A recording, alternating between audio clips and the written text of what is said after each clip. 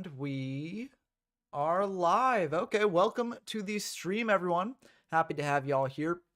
We're doing the weekly locals that we always do. This time it is in Yata format, so it's going to be very exciting. The YRS on Format Library is starting tomorrow, and the first YRS is in Yata format as well. So this is sort of like tournament prep, so it should be pretty fun. It looks like one more person is just signing up, so I'll let them join, resubmit real quick, and then we'll get started. So I'm looking forward to this one. Should be a lot of fun. Yata is one of my favorite formats from the DM era. It is a blast to play. You know, a lot of powerful cards are illegal, but everyone's got access to them. So that means that it's all sort of evens out, in my opinion. Okay. Looks like we are going to be starting here. So let's get this party started. And there we go. Okay, we've got the party started. I'm going to hop on over to Challenge, look at the tournament here.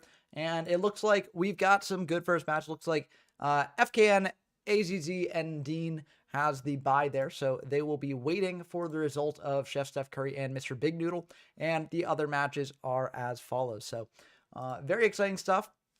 We're going to start to see people hosting pretty soon here. And it should be a lot of fun.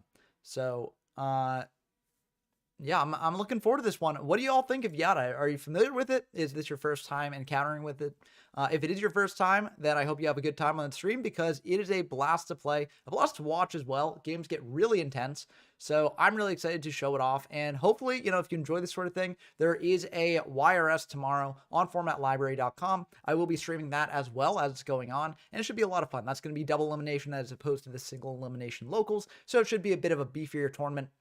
But definitely head on over there if you want to play in that. I've got the link to Format Library Discord in the description. If you want to join in on any of these other locals that we hold, then that's on the YGO from Zero Discord server, which is also linked in the description down below.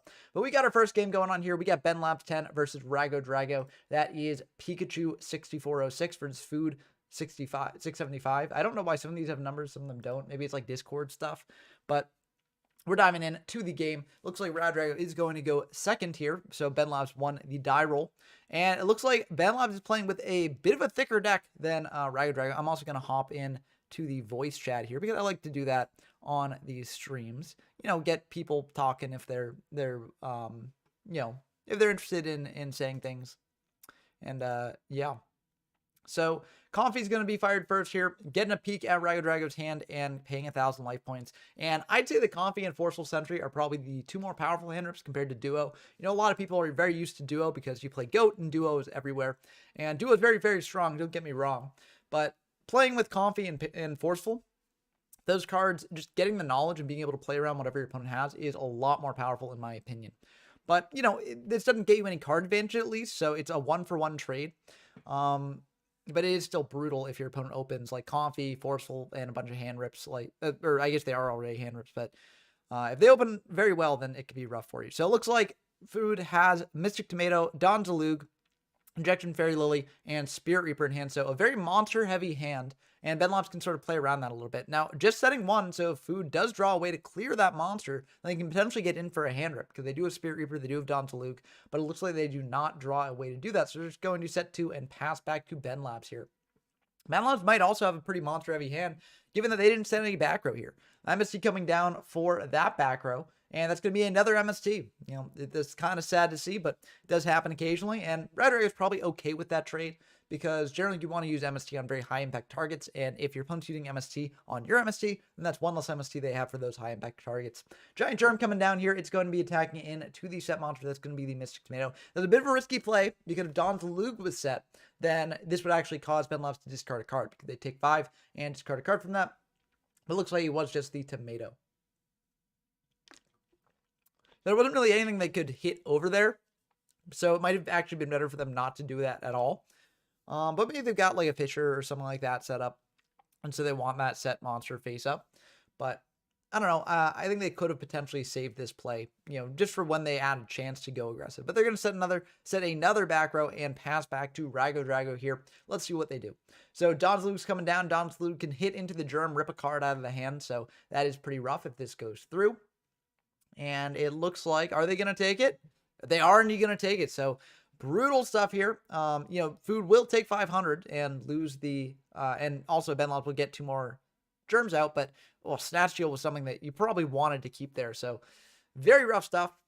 Unfortunately, I think that was a bit of a misplay on Benlobs' part, but it is what it is. And Hello. hello, don't you have a game going Sorry on? for dropping in. I'm just waiting on Kesha to show up. Ah, okay, Kesha's out of the picture. Okay.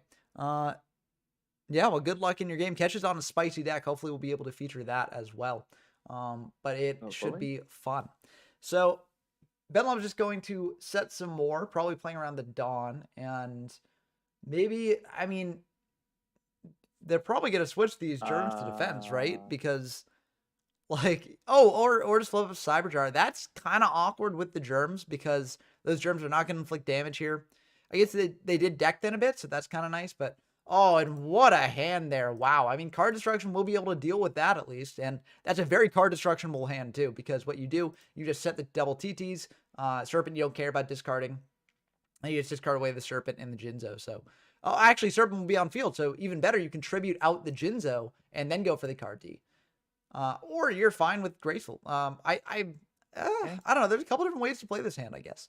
But I would personally just go for the card D here. Once you see Graceful in the hand, once you see IO in the hand, don't really want to play around with those cards. So I would just fire the card D after bringing out the Jinzo, and I feel like you'd be in a pretty good spot. But they're gonna bring out the Serpent in attack mode there, adding the Jinzo, the card destruction, the double TT to hand. I guess you could maybe wait until the Serpent's back in hand for a more profitable card D, but you really want to get rid of that Graceful. So, yeah, I don't know. Yep, and they are going to tribute off the Serpent for the Jinzo there. And now, are they going to indeed go for the card D? And looks like Rad Dragon is fine with that. So yes, welcome to the stream. Ooh, I do love those puzzles. So we okay. might solve a dual puzzle He's in some back. downtime here. He's here now. What? Oh, okay. So Oh, I'll be off. good luck in your game. We'll see you later. Yeah, and there indeed comes down the card destruction, losing a Harpies as well. I don't know. Maybe you could set the Harpies, but I guess like you're opening yourself up to some blowouts as well. So you just want to draw 2 there. But yeah, and Radrag will draw 7 because they had a big hand from that Cyberjar. Now, Benlobs could just attack into the set there. I think that might be the right move. I mean, they'll get back the Serpent, but at least it's like in rotation. So like if they've got another tribute monster like Hades, they can't bring out that. But yeah, very interesting stuff. You get some knowledge here. You know that they're playing pre-mat, which not every deck is playing in this format. So that's good to know as well.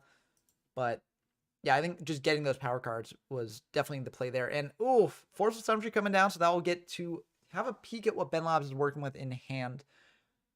So unclear what's exactly in hand, but this is a decent start to what Rag Drago's doing here. So it looks like Jar of Greed is left in hand. So Jar of Greed's kind of not really that important here, especially if you've already got Jinzo stuck on field. So yeah, and there's an Exiled Force.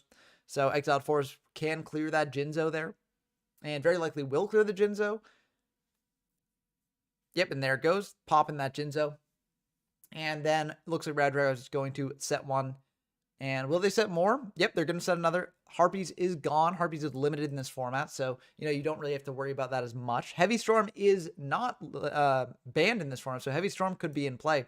But they'd have to Heavy Storm their own back row as well, and you know that one of those sets is TT, and that's not easily usable right away. So, yeah, but Graceful's coming down here. Oh, that is brutal, brutal top deck for Rago Drago. They're going to pitch Serpent, and they're also going to pitch... What are they going to pitch? They're going to pitch Jar. Yeah, I mean, it makes sense. Rago Drago knows about the Jar already, so you don't really need it in hand, and it is a low-impact card overall. Another Forceful coming down here. Oh, and Rago Drago's going to get their hand ripped apart a little bit. So, rough stuff indeed. Yeah, this is not looking the best for Rago Drago here. But, both players have a fair amount of cards. So, you never know what can happen. And damage does matter a bit in this format. So, even if one player is up on knowledge and, has a bunch of powerful cards, then they can still end up losing the game and if the opponent plays well. So we might be able to see that happening here. So it looks like Benlom's going to shuffle back Witch and leave a Fiberjar, Serpent, and Sangan.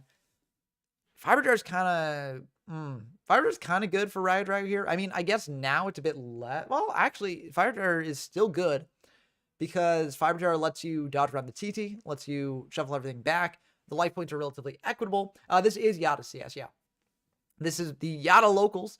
It's partially in preparation for the Yata tournament on Format Library tomorrow. Oof, drop off is going to be kind of rough. You get a bit more information on what Ragged Dragon is playing, and also you stop any bigger moves from happening. MST going to hit the non-TT set, hitting a Dark Hole. That's a pretty good hit there. You'd like to have another MST. Okay, it looks like Sangan's just going to come down. Yeah, I was saying that you might want to have another MST to deal with the TT because what Ben Labs can do is if they have another monster, which they will because they're getting back Serpent, they can summon out the Serpent, pop the board, and thus get rid of your 5-jar that way.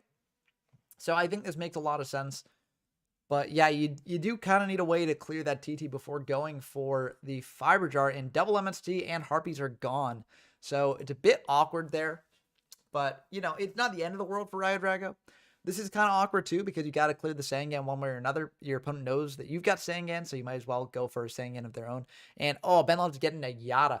Now, the thing about Yata is that Serpent does kind of check the Yata. So if Ben Love just tries to do the Yata lock here, where they summon out Yata attack in and prevent Rayo Drago from drawing, Rayo Drago can just set a Serpent. And that sort of blocks off the Yata lock because the Yata would have to clear the Serpent, and it can't quite do that. So there are ways around it, but Yata can cost Rayo Drago a draw here, which could be pretty good, and that's just kind of annoying. So yeah, Yata's coming down here, and that will hit in for 200, costing Rayo Drago a draw or not. Mirror Force coming down here, big plays. So Mirror Force will pop the Yata and leave Ben Labs a little bit open. Now we do know about the TT. Oh, an MST set there as well. So Rayo Drago actually chose not to go for the 5-jar play because they had the MST from the beginning. And they just decided to go for just, you know, searching out the Sangan. They've got the 5-jar for later if they really want it. And they would have to sort of force Ben Labs to use a TT on that if they want to clear. But they're going to use TT on the Witch. So, you know, Rayo getting some good value off that as well. So all we know on Ben Labs' side is a Serpent. We don't know what the other card in hand is, but it's not looking the best for Ben Labs, even though they had some powerful cards and some powerful openers. So it really does show how back and forth this format is. Well, I mean, Pot of Greed's coming down, so the format's really trying to prove me wrong. But I really do think this format is very back and forth, even though it does have very swing cards like Pot of Greed. I mean, we've seen a lot of powerful cards on Ben Labs' side, but, you know, I think that things are relatively even here. I mean, Pre-Mat could change the math a little bit on this, especially Pre-Mat bring back Jinzo. Yeah, Pre-Mat bring back Jinzo. That's going to get in for 2,400. Now the 5-jar, while still being able to be used, is a bit worse. Oh, and Spear Reaper coming down as well. Oh, that is brutal. Yeah, and if that rips out the 5-jar from hand, that's just going to be really rough. And it hits the tomato. Okay, so that is okay for food here. You know, Ben Labs could have like Raigeki or Knock. That is a thing. We're going to go for Painful here, just trying to get answers to this board, I think. But yeah, it's a bit tough. I mean, honestly, 5-jar isn't a bad play. But the thing about 5-jar is that if you 5-jar now, you're so low on life points. So it's a bit awkward there. Also, Ben Labs doesn't necessarily have to commit a summon into dealing with that. So yeah, it's a bit rough. But Painful, let's see what Rayo Drago does. Painful is very hard to use in this format. But yeah, sending Raigeki, Dark Hole, Snatch. These are all very good cards to send here. That's basically what you're trying to do here. You're trying to deal with this board a bit and potentially get in more damage, potentially just set up for a 5-jar play. So yeah, just sending 5 power cards when you've got Fiber in hand, I think is a good play.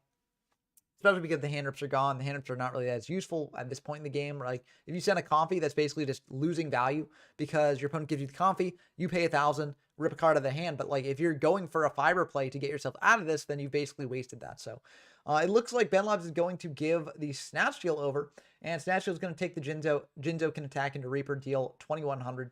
And then Rayo Drago is probably just going to set a 5-jar as well. Yeah, they're just going to go for that. So this way, at least if Ben Labs does have like Raigeki, it does clear the Jinzo as well. So the clock is reduced a little bit. Now, the nightmare scenario would be like MST and like Knock or Raigeki to clear the 5-jar. But as is, it's not the worst situation for Rayo Drago to be in here. And it does put Ben Labs into a bit of a tricky spot. Now, Ben Labs can preemptively trigger the 5-jar, which that very likely is the 5-jar. If it's Serpent, then Rayo Drago is playing with fire here. But yeah, they're just going to attack into the set. It is indeed the 5-jar. They will take 200 from that, but now they do have their normal summoner set here. So, you know, I think that was the right play. And Food's giving back the Jinzo because occasionally there's a weird thing on DB where like, if you control a monster that your opponent had and they shuffle everything back with Fiber Jar, if you use the macro button, then it will go in later, and thus you know that the card is not in their hand because it shuffles back later. But this sort of just clears up that issue. So everything's going to get shuffled back on food side of the field here. And this should be like, I mean, this is back into like pretty even territory, right?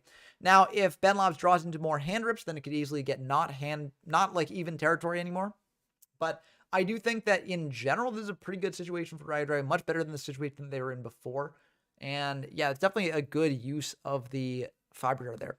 I was going to shotgun it earlier if I was playing in Riot Drive's position, but I think it made sense to save it for that point. So they're going to shuffle everything back. This does take a little bit on DB, but it is much faster than having to do it manually. So it's very nice that DB has the macro for Fiber Jar for us crazy DM era players, but it's much appreciated.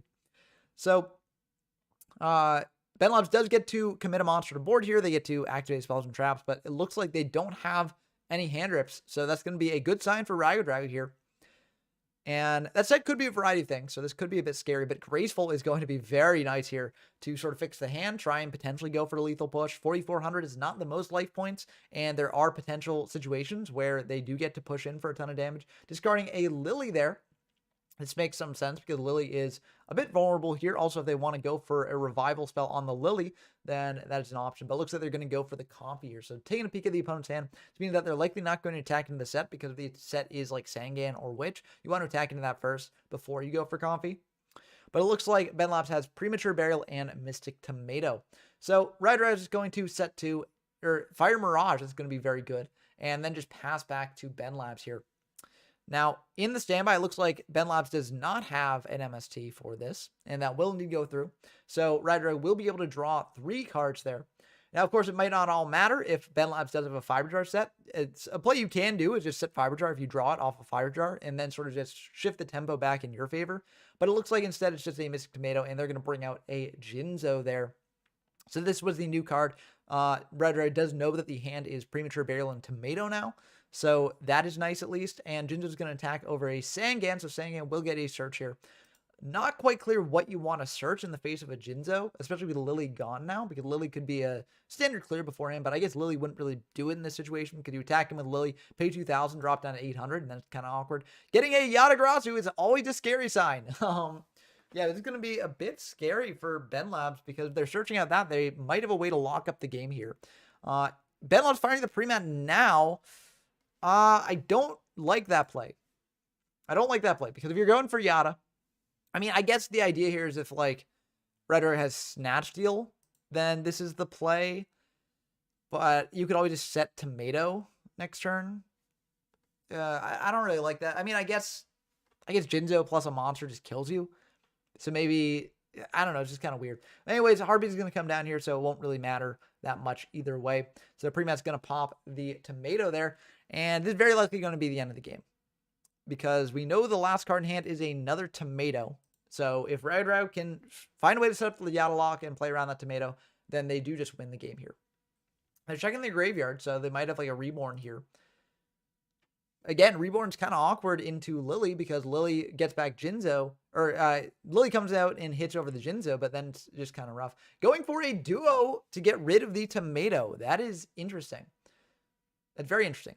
And then just passing. Okay. Just clearing out that known information there. Maybe the set can't protect them. So it might just be like a Serpent or something. So the idea is that like you clear that and then, oh, no, it's a Tomato. So maybe it's just to get rid of the Tomato because you want to search out another Tomato here, get board presence. But they're searching on a Witch anyways. So yeah, I don't know. Maybe just to get monsters off field. It's a bit tricky, but yeah, you do what you have to do sometimes. And what are they going to do now on this board setup? That is the question. Okay, Change of Heart on the Jinzo is going to be very good here. And Yata coming down as well to prevent Ben Labs from drawing here. But Reaper, oh, damn, that's gonna hurt a bit. Because Reaper will just allow Ben Labs to wall up here. And yeah, Jinzo is going to go back. So yeah, really unfortunate play there. But that does happen sometimes, showing the power of Reaper. You know, Reaper isn't necessarily a staple card in Yata format, but it is very good if it goes off and manages to protect you for a bit.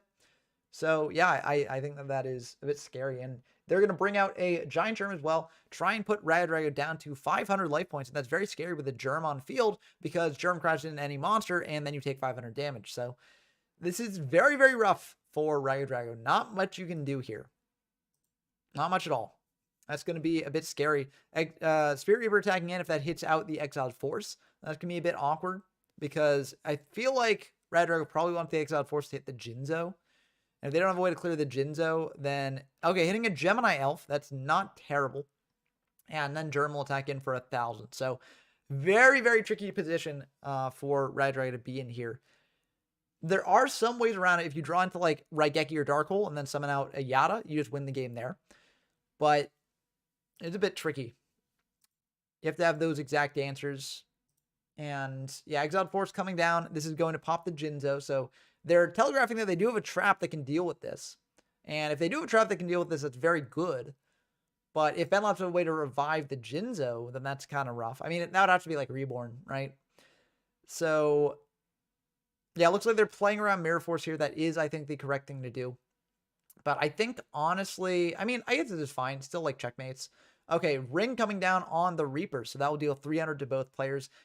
Ring is very scary to low life point situation like that, but it did work on the Reaper. So if they don't have Mirror Force, then bravo to Ragged Drago for that play. Definitely telegraphing that. But, you know, maybe that was all to sort of force the... Oh, and that's the end of the game. Unless that set is a Sangan. Yeah, Sangan will make it not the end of the game because Sangan allows you to get back Serpent. And if you get Serpent, you can stop the Yata lock. So yeah, I think Serpent's definitely the add here. I mean, there are other cards, like you could add Witch as well. Like either way, you want to like threaten sort of a body here to attack in next turn to win the game.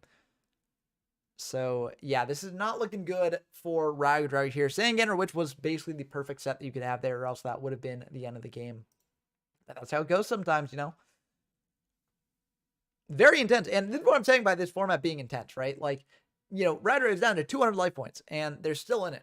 So yeah, this is a down to the wire game for sure. And Yata is coming down. Yata's going to attack in for 200, cause the draw lock there. So they likely do have a way to survive one more turn. Now the question is Benlop's just going to go for lethal by summoning out the Serpent, or are they going to set the Serpent? And they're going to go for lethal. That's going to play into a TT there. So now the draw lock will be able to be set up for another turn, but the Serpent's coming back. So if you don't have a way to deal with that Serpent, then it's going to be a bit of a tough time. Gemini Elf coming out now. So Gemini Elf can attack in for 19, and then the Serpent can't kill you, but you are in a bit of a tough spot because that top deck could be a way to win the game, especially when you're down to 200 life points. So very tricky stuff here. Gemini Elf also threatens the Yata lock here because if you bring out Yata, you can attack over the Serpent with the Elf, attack indirectly with Yata, and then you set up the draw lock again. So this is a very scary spot for Benlop's to be in, but also a very scary spot for Ragged Drago to be in. It could really go either way depending on what both players have in their hands. So it looks like Benlop is going to set one and pass back to Ragged Drago here. And again, you know, this is going to be very scary. It looks like they're going to go for the Zalug. I don't really like that play. I think that the play should have been the... Oh, wait, this is lethal. Never mind. That's lethal damage, so it doesn't matter there. Okay, I was like, why don't you set up the Yata lock? But yeah, that was just lethal damage, so didn't matter. And yeah, that very intense game there. Down to 200 life points. That is... Yeah, that was super intense, Madcap. And that's part of why I love Yata format, because this format is one of the most intense in the DM era. You'd think that, like, all the power cards running around would make it, like, super sacky and games would end super quick. But I do really think there's a lot of grind game in Yata, and that is really cool to see. So let's dive into the game. I really want to get Kesha on camera because Kesha is playing a very fascinating deck. They're playing a Fuchsia Richie deck. Oh, and it's actually 1-1. So they managed to win a game with Fuchsia Richie. That is awesome. I mean, maybe not with Fuchsia Richie itself, but like if they did, then that is super cool. I'm sad we missed that. But this game is going very well for History of YGL 1. They had a Graceful. They had a Serpent there. Now they get Hades out, which can negate the Sangan. So it's not looking good for Kesha here, if I'm going to be honest. This is going to be a bit of a rough one for them to claw their way back from if they can. But, you know, if any deck can do it, it is Fuchsia Richie. So Fuchsia Richie is a wild deck. A Change of Heart is going to be pretty good here, especially if you Change of Heart, summon out Dizard. You probably want to attack in. Okay, it looks like they're just going for it now. Yeah, bring out Dizard that way. I was going to say, you probably want to just go in with, like, the Hades, But I think this is fine too. It plays around like Scapegoat, because if your opponent activates Scapegoat here, then you attack over a token, and then you get back. Okay, they're going to go for Call on the Witch, so this means that they probably have a Tribute Monster in hand, which is a bit scary. But yeah, I mean, you go with what you got to do. And oh, it looks like another Hades. So now they'll get another Search Off Witch here too. So that is brutal stuff for Kesha. But you know, it's cool to see Dizard hit the field at least. I wonder if they're playing a bit more of a Soul Exchange-y sort of deck with this. That is an option that you can go for with Dizard, because Dizard's just a tribute monster that's kind of bad on its own. But if you go for Soul Exchange, you can like set it. 2300 defense is not bad. So you can wall up with that, then flip it up next turn, attack over a monster that your opponent might have committed. But unclear. They're going to set one. That is very unfortunate. Set another. So that set could be like a Mirror Force, could be something to deal with the hot ass here. Coffee, ripping a card out of hand is going to be quite unfortunate for Kesha here. But, you know, History Void 1 is dropping down to 5,100. So they're not, like, again, life points do matter in this format. So this could end up mattering quite a bit. But still, this is kind of rough here. What's Comfy going to rip out? I honestly feel like, in general, you want to go for Comfy main too, because you want to know what's going to happen after you attack him with Hades. So, yeah. Have you heard about the ask your friend thing that Konami said about Trident Dragon? Oh, yeah. I heard that they were like, oh, just ask a friend for Trident Dragon if you don't have one.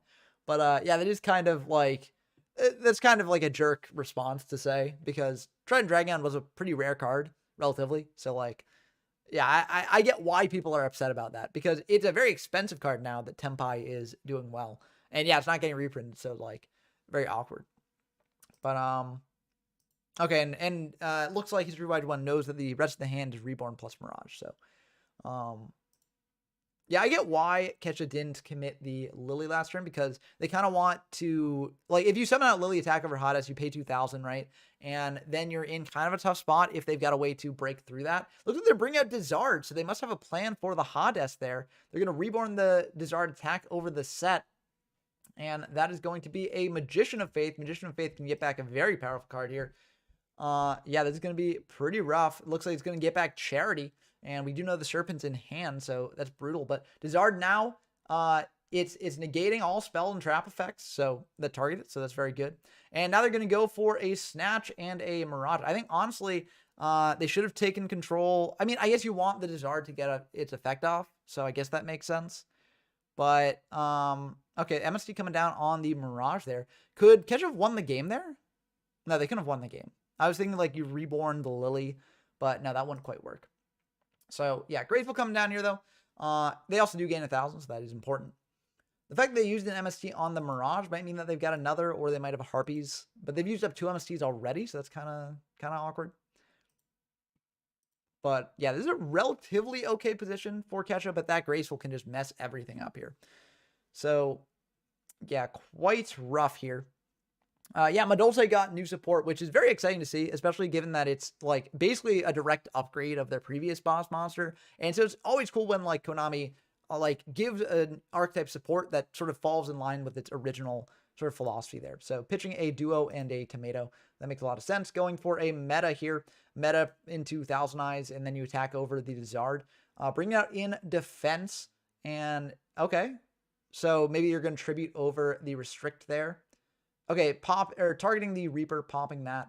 And, okay, so just leaving it at that, clearing the Reaper. It is once per turn, so you don't get to do anything else. Yeah, okay. But OTK? They've got an OTK here? But yeah, I think that is right where it will be equipped, because when it's equipped, it's then not a monster, and that's definitely going to affect. Yeah, Great Dizard is out. It came out in Yata format. This is the first time you can play with the deck. So very cool to see. Another meta. So this will clear the Restrict, and then you go into, like, then you suck up the Hades. So then you attack over the Dizard there, potentially. And it looks like Kesha's got a think for this, and they're going to TT the board. Okay, I like that play. You know, you're in a pretty secure position. Your opponent's gone through a lot of resources there. They've got 2 cards left. So I don't hate that. And yeah, it looks like History Wide One's just going to pass. Forceful to rip another card out of hand is pretty good here. It is a bit awkward because you're in top deck mode now. but this sort of puts your opponent in top deck mode as well a little bit. So sending back the tomato is going to be very good there. And yeah, it's just a little bit unfortunate because like top deck mode is really rough when you're the Dizard deck because you've got Dizards in there, you've got Richie in there. Oh, and your opponent draws Pot. Oof, that is brutal. Yeah, Pot's going to get you into some pretty good stuff here. And we are in main. It looks like there's going to set one, set another. Now, the good thing is that you know it's not Serpent because they didn't add back Serpent last turn. So looks like Kesha's just going to pass back. And it looks like History YG1's just going to think pass back to Kesha here. And okay, it looks like they're giving them time potentially to set up for stuff. And it looks like MST on the back row. That's going to be an MST hitting the other back row. So that's a pretty profitable trade there. Book of Moon's kind of interesting. Okay, Fiber Jar resetting everything. Oh, and Richie in hand. Oh, rip. The Richie brick. The bricky. But, you know, Fiber Jar honestly is probably good for Kesha here too. So, yeah, it's interesting. I mean, History YG1 will get priority to attack here because basically you just bring out a monster attack in, even out the life points a little bit that way. You also potentially get hand rips and stuff. But, yeah, I don't think this is a bad spot for Kesha to be in at all. But still, I love seeing the Richie gameplay. It's very enriching gameplay, you know, to watch. Because it's the Fuchsia Richie. So, yeah. Everything getting shuffled back there. And both players having that 5-card start again. Looks like Graceful. Oh my goodness, another Graceful. Damn. Yeah, and that's going to pitch 2. So what will that pitch there? Do they have the Serpent again to pitch? Nope, just pitching a knock and a call. Interesting. That's an interesting pick. Means that they probably don't have many like big monsters in hand, or else you'd pitch one of those. Well, I mean, Hades you can't revive, but like the idea is like you pitch a big monster that's not Hades, and then you like bring back with call. But yeah, Forceful is going to be pretty brutal here. They get to take apart Catcher's hand a little bit. So that is always the rough part. If you're, you know, if you flip Fiber Jar and then you draw into a hand rip, then that's pretty good. But yeah, Forceful's going to shuffle back. Pot agree to Kesha's own, so Kesha did have the pot as well, but that's a bit unfortunate. It looks like the priority of being able to basically go first off the Fiber is definitely winning out there. So we'll get also to know what else is in. Okay, Rat Sentry Duo Call. Okay, so this is probably going to be a turn where History Wide One just like sets a bunch of board to play around the Sentry or the Call, or the Duo that is. But they're just going to set 3. Will they set the 4th? Yep, they are going to set the 4th. So, and then passing back to Kesha here. And honestly, 4 back row, not bad. You summon out Rat, attack in. And I feel like that's honestly pretty good. And that will go through. Okay, no Scapegoat in the back row. I figured that a Scapegoat would be waiting in the wings there, but I guess not. Forceful coming down here. And that's going to rip out the Dark Hole. Okay, very powerful card to keep in hand. That means that History Wide 1 probably has other ways to deal with this Rat here. Oh! Oh, and Harpy is coming down. Wow. Oh, that is wild. Okay, that is, whoo, that is wild. Oh my goodness. I mean, that is the punish to that play. I mean, you kind of got to do that play to play around Duo Sentry, but Harpies is in the format and it can come down like that. That was brutal. Oh my goodness. So yeah, Dark Hole off the top. Did they shuffle? I mean, I guess DB sometimes like puts it back to the top, but yeah, I mean, honestly, even with the Dark Hole, it's not bad because Kesha's got call to bring it back. So yeah, I mean, Dark Hole's a good top deck there though to clear the Rat for sure. But brutal stuff because, you know, I mentioned that Kesha's deck doesn't want to be in top deck mode because it's a bit bricky, but neither does History Wide 1's deck because the metas can't really work on their own. They need something else to pair with them. So yeah, rough stuff. I wonder if the game has slowed down here because they're checking if the shuffle actually went through, or it could just be lag on my end. Oh, it's just lag on my end. Okay. Let's refresh here and dive back into it. But yeah, that is an intense game. Oh, come on, DB. Don't do this to me now. I need to see the end of that game. There we go. Or not. Ah! This is unfortunate. Well, I prepared for this outcome, potentially. Okay, it looks like it's okay. I'm already logged in a dual server elsewhere. That's not true. I'm only logged in here. Okay, there we go. We're back. We're back. We're back, baby. and let's watch the. Okay, here we go. So I'm watching. Okay, we're back. We're back. Woo! That was intense. That was wild. I'm really glad we get to see the end of this game because that was wild. Oh my goodness. Back and forth. Whew. Yeah, Darkhold will clear the rat, but was there no call set? Why is the... Oh, did they send the call?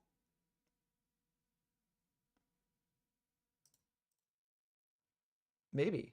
No, I don't know. I'm not sure what happened with that call. They didn't call back the rat. Why is the call gone? I don't get it. I don't know. I thought the call was... I don't know. Anyway, that Moth is going to be very good here. Getting back pot.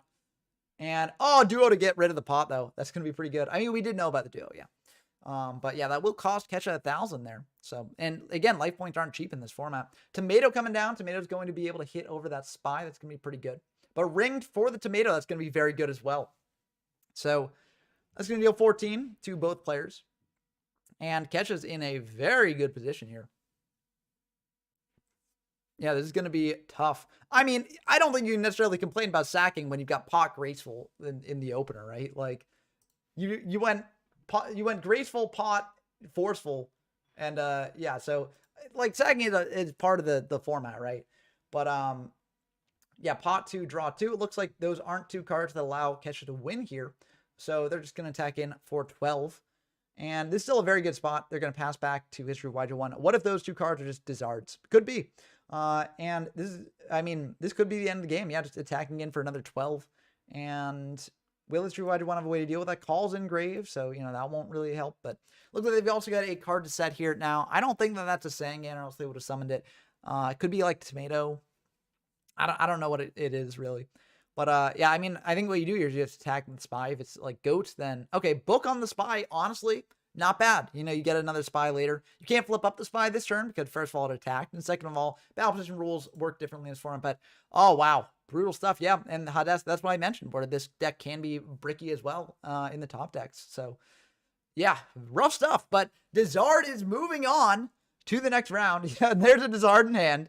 And yeah, I mean, I don't necessarily know like if that was the one card. I think there are some other things. Hello, Hobby. Welcome to the stream. That was an intense game right there. Came in on the end of an intense one. Whew, brutal stuff. DB tried to take that game down, but they couldn't do it. The game was too epic to take down that way. Actually, let's dive into Mr. Big Noodle and Steph Curry, because that game is the one determining like the buy, right? So it looks like Mr. Big Noodle is on Gearfried. So you got the Gearfried Engrave, but you also got this Blasphemous Chain just being used as the Battle Strike here. And Don's Luke is very good. Looks like they drew 2 off the Mirage here. Might have like an MST or something in hand that they're doing stuff with. But yeah, this is going to be pretty good. So let me put this in here, actually. So Kesha did win that. But, ooh, what's the custom format?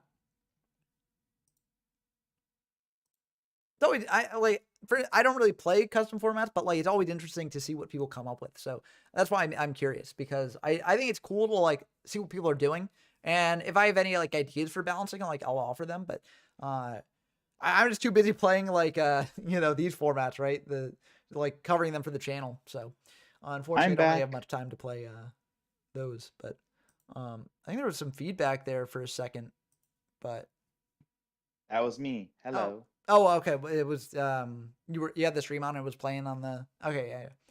But yeah, brutal stuff. And yeah, the MST on the blast to play with that sort of thing. Is there something wrong with you? Because no, I think what it was you had the stream open and it picked up on your mic, and so I heard an echo there. But oh, never mind. But yeah, if you want tips, just let me know what your format's like, and I can try and provide tips. I'm not sure how many tips I'll be able to provide, especially if it's like a very complicated thing. Like, oh, this is just the end of the game. If that's not, I mean, even if it is Serpent, then this is the end of the game. So yeah, the Yata lock is set up, and it looks like Big Noodle will be taking this one. But yeah, if the custom format rules are like too complex, then I'm not sure I'll be able to do much with it. Like I know there's someone who basically like reached out to me about a custom format, and it was like very complicated and like tons of stuff going on. So I was like, I really don't have time to like dive into this. But if something a little bit more simple, then I can definitely do that. So, oh, that's really cool. So it's like more attuned to the anime. So that's pretty cool to see. And yeah, Mr. Big Noodle will be moving on there. Yeah, because Gravekeepers were in GX. I did feature them on my DM era decks, but like, you know, I sort of tried to count them because like I figured they were cool with like Merrick and stuff like that. But yeah, technically they did. Oh, one of these games was a draw in M Shobes versus Dump Truck, so that's kind of interesting. The way that happens is Ring of Destruction works how it originally did in this format. So basically, you can use it to cause draws if both players' life points are low enough, which is another part of what makes this format so down to the wire and grindy, which is really fun. But yeah, if you send me the sort of things, like documents related to the custom format hobby, I'd be happy to like look it over and sort of see if I notice anything like glaring just on the outset, because sometimes just having more sets of eyes, some people will see things that you don't. And so, yeah, it would be cool. But, yeah, good stuff. So it looks like, were those the only 2 games that wrapped up? I believe so. Yeah. Because this is one, and then I know I saw Food versus Ben Labs still going. But oof, yeah, Change of Heart into Parshath into Raigeki. It's gonna be pretty good. Yeah, the match between, if you're watching this live, I don't know for sure right now. Yeah, this one went to a draw. Yeah, as I mentioned, yeah. Which, you know, again, is something that can happen in this format with Ring and stuff like that. But Comfy coming down here, so M Shob's position just getting more solidified. They may be lower on life points, and Denfrick may have more cards here, but Parshath drawing the more cards is going to be really good. And, you know, if they can just rip a card out of hand that would deal with Parshath, then that's going to be pretty good as well. Of course, the draw always exists, so Denfrick could draw a powerful card off the top, but definitely a chance that they might not as well. And it looks like they're playing Metamorphosis. So this is sort of a card that's been experimented with. I mean, we saw it in Blah versus Kesha earlier. And, you know, a lot of decks are trying to make sort of like Goat control in Yata. And that's pretty cool because there's more targets than just Goat or Serpent. Like Parshath is a good target because you go into like Dark Balter, level 5, so it's very powerful. But it looks like M-Shob is not playing a meta deck. It looks like they're playing a reasoning deck. Although they may be playing some meta in there as well, because a lot of good reasoning targets also work with Metamorphosis. But this is going to be a pretty tough choice for Dump Truck. They're going to call 6, probably trying to hit Jinzo or Hades. Losing the Monster Reborn there is really rough, for sure. Because that's one way that you recover the monster that gets sent to grave. But yeah, looks like limit removal as well. Machines. Ooh. Reaper. Oh! That's going to be a good hit. Yeah, because Reaper gets to rip a card out of the hand. And so it's not the most damage, but getting more card rips is going to be really good. Now, we do know that the hand is Serpent, Donzalug, and Elf. So it's a bit, or no, Elf was used up, but Donzalug is still there. So Don can attack into Reaper and rip that last card out of M-Shob's hand, which is a bit awkward. But will not even risk it, though. Yeah, and they're going to go for the Goat there. Call the Haunted, though, is going to bring back the Parshath, and that's going to be very good at dealing one of those tokens, dealing 1900 as well, and also drawing a card, which can hopefully help deal with the Zalug there. I not even summon the Zalug, at least in attack position. Well, it doesn't matter with Parshath, because Parshath can hit over in defense as well. So Parshath pierces, but the Zalug is never mind. I mean, the difference is 100. Like, that's not gonna make too much of a difference. But it's Parshath hitting over the Reaper and then the Zalug hitting over Reaper as well is going to be a big swing for Dump Truck here. Ripping a card out of hand and getting an extra card from the Parshath. That is just brutal. And yeah, let's see what they rip. They're gonna rip a Snatch. Oh, that Snatch would have been really good. Honestly, might want to just set the Snatch, right? Like, the punish is like Harpies, but if they've got MST deals with the Snatch anyways, so like, I don't know, maybe it would have been good to just set it for this outcome, but I don't know, it's tough to say. Either way, this is going to be tough, because even if you switch Reaper to defense, they're still drawing a card off Parshath every time it attacks in, so yeah, this is going to be really rough. Reasoning, though, that can potentially get them out of this situation. Partially. Yeah, well, that's why I said potentially. 7. Oh, hitting a Cannon Soldier, not going to be the best, especially with that Snatch Shield gone, unfortunately. At least you can crash that into the Zalug. So that's something, I guess, but it's a bit awkward here. They could have a limiter in hand as well, Parshath, and you could just the attack fact over that the Parshath Parshath. pierces means Reaper is basically dead weight. Yes, as I mentioned. Yep. Um, yeah. So it's an awkward spot entirely because you need to get rid of that Parshath. That's the highest priority for you right now because the draws off Parshath are going to be brutal over time, and you can't just let them keep getting those draws. But unfortunately, they might not have a way to really deal with that. The Snatch was probably what they needed. Oh, okay, they've got limiter. Yeah, yep. So there's the limiter. Limiter hits over Parshath. That will deal with that, and they are going to lose the Can Soldier, but they can tribute off the Can Soldier here to deal a bit of extra damage that way. So that's kind of the nice thing about Can Soldier in this deck. It sort of dodges around limit removal's downside. But that's going to be an okay position for them. Now, Dumper could have a way to clear the Reaper and get in for a ton of damage. But we know that they've got a Serpent in hand. We don't know much else. I'll have to see exactly what they do here. I'd be very scared if I was M-Chobes, though. Definitely a tough spot to be in.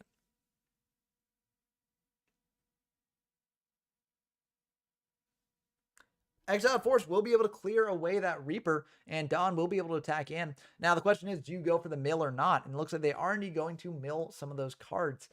I guess it gives more information. And also, Reborn and Call are engrave. If your opponent isn't playing Serpent, then this is a safer bet as well. And, I mean, those wouldn't have really done anything here. So, this might work out for M-Chobes, but I do like the Dawn play. Enzo. Yeah, just a Barrel Dragon hand. That's going to be the end of the game. So, unfortunately, Machine Reasoning falls. It's a very, very cool deck, but unfortunately, it couldn't quite do it here. Still, very that GG. degree of inconsistency can really hurt. Yeah. Because like, top decks are weaker because you have tribute monsters, especially 2 tribute monsters. Yeah, the same applies with, you know, a lot of meta decks. And part of the reason why they haven't really seen like too much tournament success. They've seen some, don't get me wrong, but like part of the reason why they haven't won a tournament yet is because they just are playing the tribute monster, and those tribute monsters can brick you up a little bit. But still very, very cool stuff there. I want to dive in to, let's see. We haven't seen Dean's deck, so let's dive in. Or I guess we could finish up the Rayo Drago and Ben Labs game, because that game's been going on for a bit. Well, it looks like we came in right at the end of it. So, you know, yeah, not much they can do here. If they've got Scapegoat, or I guess Book of Moon. Yeah, Book of Moon could do something too, but yeah, no, that's just going to be the end of the game. Yeah, which is a meta. So it looks like Ben Labs is also playing meta there. But with germs. Yeah. Yeah, we saw the germs in game 1 for their duel. But yeah, there goes Serpent. And yeah, if the Serpent was gotten back, maybe they could have done it, because maybe they could have gone Thousand Eyes and then taken control of the Jinzo and be in a good spot there. But yeah, it shows like you know, Serpent is very, very important to remember. Even if you think that it's not going to come up, it can come up in very strange places. So yeah, it looks like exactly Ben Labs. Yep, and that's the strength of this kind of deck. Thousand Eyes restrict. And Food and Dump Truck are going to be facing off against each other next. But I want to dive in to Dean and Mr. Big Noodle, because we haven't seen Dean's deck yet. So they did get the bye here. Let's see what they're playing. Oh, this is a good spot for Big Noodle. They've got IO up now. It looks like Dean is playing a Warrior deck as well. Yata coming down here to hit in for 200. Now, this is a bit of a fragile Yata lock, because let's say your opponent's bricked up on all spells, you can't actually kill them before you need to stop playing for IO. So a bit of an awkward spot if that is the case. We'll have to see what they do next, though.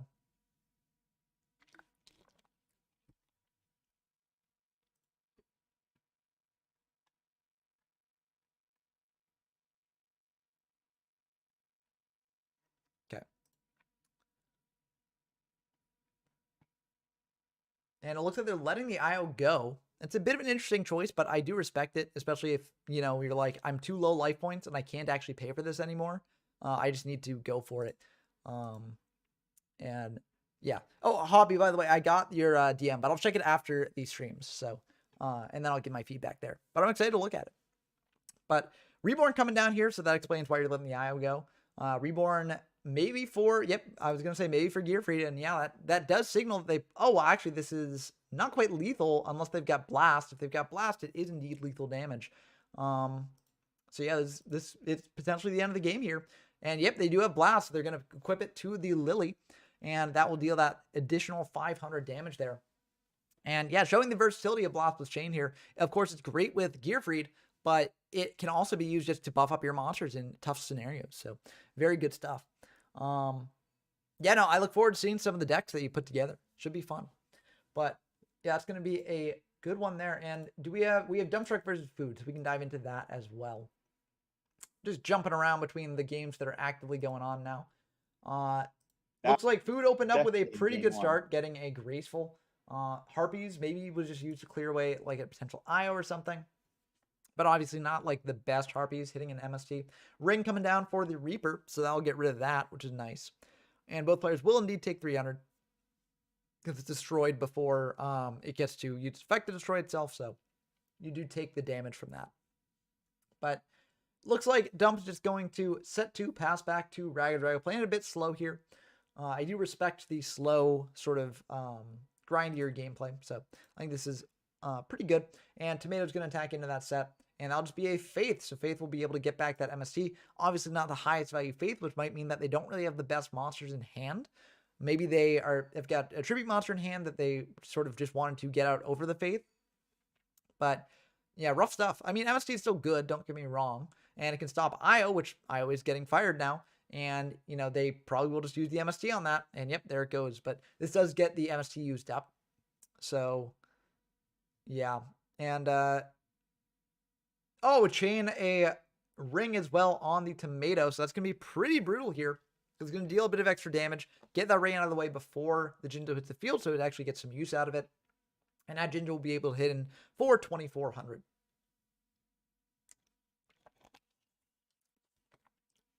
Sangan coming down as well. This is for over half of Ragged Drago's life points. So very scary position to be in. Now, on the bright side, if you're Ragged Drag, you know that Dump Truck can't activate IO here because they've got Jinzo up. So if you've got like a board clear to deal with this, then you're golden there. But it is just a bit tough. I mean, Snatch Shield's coming down. If Dump Truck has another MST, that's going to be pretty good for them. But Premat as well to bring back that Tomato. Just going all in on the damage here. Trying to deal what you can. Oh, well, okay, Yata makes a lot of sense there. So, yeah, this could potentially have just turned the game around. I mean, Sangan does get to get Dump Truck to search. If they're playing Fiber Jar, they can get Fiber Jar, try and reset the game that way. So that might be the move, actually. But this is still very good. It threatens a lock here. Yeah, and I doubt Dump Truck has MST here. Like, because Red is saying, like, you know, MST here and I lose. And that is very true. But if Dump Truck had an MST, they probably would have committed it to field. Because MST is a good card here. You deal with things like Snatch Steal. Your opponent's already used up Harpies. So, like, you know, you don't really care about setting 2 here. So, but yeah. So, I'm pretty sure the card they searched was Fiber, right? I might have been mistaken. But I think it was Fiber. And that is the right card to pick, in my opinion. They do gain 1,000 here. So that's not nothing. But it might as well be nothing if they don't have a way to deal with this. But Fiber Jar will probably do it. And they're thinking about what to set, it looks like. They're thinking about their options here. Do they set the Fiber now? They're not quite dead if they don't set the Fiber now. And if Food does have a way to clear the Fiber, then that's going to be, you know, pretty devastating for Dump Truck here. But if Food, if you don't do, okay, Snatch Steal, it's going to be Snatch on the Tomato. That's an interesting choice. Oh, they brought it a Tomato. Okay. Oh, Swap. Oh, okay. This is going to be pretty good. I think this might be this is just the end of the game. Because Jinzo attacks over the Tomato. Okay, yeah, I missed that they searched up Tomato instead of Fiber Jar, but yeah, it's 1,000, and then Dump Truck gets to search off Tomato. You can search out, like, you know, Cancel if they're playing that, or just any Dark, and then go for that. So Swap showing its value here. Winning. Just having the right set of cards, the right combo can get you out of most situations, depending what they're doing. Yeah, and basically the what you want to do in the game is you want to maximize your chances of getting those combos to go off, right? So if you're playing a deck that's playing things like Swap, then you want to maximize the chances of being able to use the Swap in a profitable manner. And that's part of like the skill in a lot of decks that it comes down to, right? If you're playing a more combo deck, you want to make sure that your combo can go off as much as possible. And sort of angling for that is very important. So Looks like Dean's going to search out a Reaper here, so it looks like Reaper will be able to rip a card out of the hand potentially, just going for a direct attack. But Mr. Big Noodle has 3 back row, so duo. I mean, you don't even need the Reaper. You can just rip the hand with a duo. And yeah, it's gonna be pretty rough for Noodle. Losing that Exiled Force is gonna be kind of rough too, because Exiled is such a flexible removal option, and Zalug as well. Zalug's very good to get in and just rip cards out of the hand. But yeah, summon out Reaper here. Reaper's going to get in for 300, but it's not really going to deal much damage or rip a card out of hand. It's just 300 damage. But Yeah, 300 damages do add up. this So yeah, it does add up though. Very early in the duel, maybe it made mess to set the Reaper. yeah, I probably would have set the Reaper. I guess you playing around Knock. That could be something that you're doing. I honestly would have searched out probably Sangan off the Witch. Because Sangan, just like, if they clear Sangan, they clear Sangan. But you've got Duo to rip the cards out of hand. I mean, yeah, I don't know. I mean, also, if you search out Reaper, they could search out Serpent. And if they search out Serpent, then your Duo is a lot worse.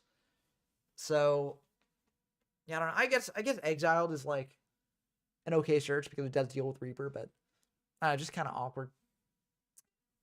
But maybe Dean has some plans up their sleeve. You can never discount that. They also could be playing like more of a zombie deck.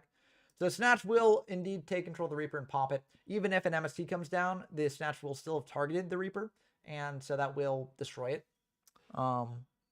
So yeah, and Dean's just gonna set one pass back. So it looks like we're in top deck mode yet again.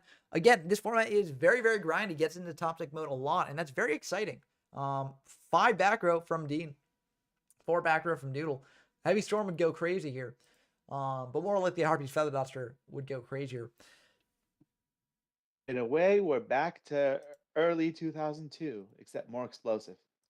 Yeah, I mean, in early 2002, unless you're in Yugi Kaiba, you don't necessarily want to set all your back row. But Yeah, the scary thing is if Harpy's Feather Duster or Heavy Storm comes down. I mean, Heavy is probably not really the best for either player here because you'd lose all your own back row. But Harpy's is going to be pretty good here if you can pull it off. Call here coming down. happened to me, though I also had no choice. Yeah, I mean, there are always things that you can do slightly differently. I think it was right to set a bunch of back row there, but unfortunately, you do lose to the Harpies that way. So you kind of got to choose. Yes, And you knew about the hand rips, but you didn't know about the Harpies. But that's Yata format for you. Yeah, he just top decked the Harpy's Feather Duster, and boom, I lose. Yeah. I mean, to be fair, you could have like you drew like charity plus pot, right? So like you could have also done kept because you pitch like call plus one other thing. You pitch call plus duo, I think. Duo? Yeah, what did you pitch call and what else? I think it was Nobleman. Like, okay, yeah. Nobleman wouldn't really done anything there. But yeah, you need to draw a monster. Yeah, unfortunately, you did not draw a monster there. But maybe but it was just too late. I drew a magician and duo. Well, yeah, but you drew that after. I'm saying like the turn where you saw the hand rips, you kind of needed to draw a monster there. Yeah. But I mean, that could be a flaw in the deck building too, right? Like if you go through pot graceful and you still don't see a monster, then that's, Do you play Scapegoat in that deck? Because I feel like Scapegoat's pretty good in that deck. Of course. It's actual regular goat control. So you didn't see Scapegoat or monster. That might just be an issue with the ratios there. But I had 3 Scapegoat, and I have enough more with the monster ratio. It was the same deck that won the last locals. Yeah. It's just I ended up just not drawing any. Yeah, and that does happen sometimes, even if your ratios are optimized. But it definitely could have been. Confi hitting a Dust Shoot. That's a good save on the Dust Shoot there because Dust Shoot's going to be dead. Yeah. So you might as well use it at hand rip. If it weren't for the Duster, I would have been fine. Well, yeah. I top decked the Dark Hole he sent back. I set Raigeki.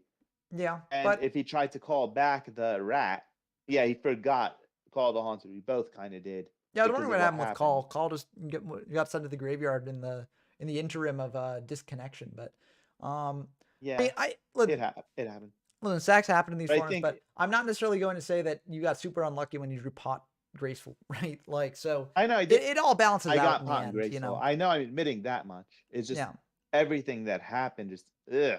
I mean, that can happen in these formats though, right? And yeah, that's part of the fun. Yeah, I know. It's like ring on tomato when I finally draw a monster. Yeah, I mean, that can happen, but just like again, like if you play these forms, you can't get too hung up on that sort of thing because that will happen. I know. I'm saying it's still painful. And I mean, luck happens to both players, right? Like You definitely Yeah, got lucky with I some of know. your draws, but they got lucky with theirs, and so it Yeah, ultimately it can vary. It looks like Io's getting fired on the Mirage. Mirage will stay on field. yeah. It doesn't actually go to grave because it just negates spell effects on field, so it doesn't present it from I'm not Brazil. complaining about it. It's just it happened. Oh, it sounded like you were complaining, but I anyway, let's not focus on the really current game complaining. I'm here. not. Let's focus on the current game Yeah, here. Um, yeah. so Call's going to bring back the Witch, and Witch is a really good call target here because you're able to get attack in. It does stay. Um, I'll, yeah,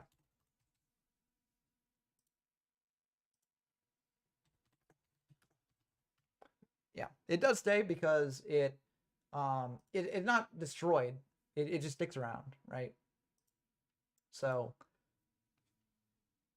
yeah, that's a very important interaction in this format because if you've got Mirage up and your opponent's got IO up, then they are kind of forced to keep the IO up to keep the Mirage negated, so that way you don't draw. Because if you let the IO go, and then your opponent can use the Mirage to draw. So that is very important to know about.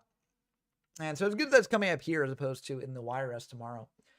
But yeah, this is a very good position for Dean to be in. I mean, the life points are relatively even, but even if like a Mirror Force is gone, and it seems like Mr. Big Noodle's not drawing like monsters, so you have to worry about Torrential, but you're attacking in for 2,500 here, which is really good.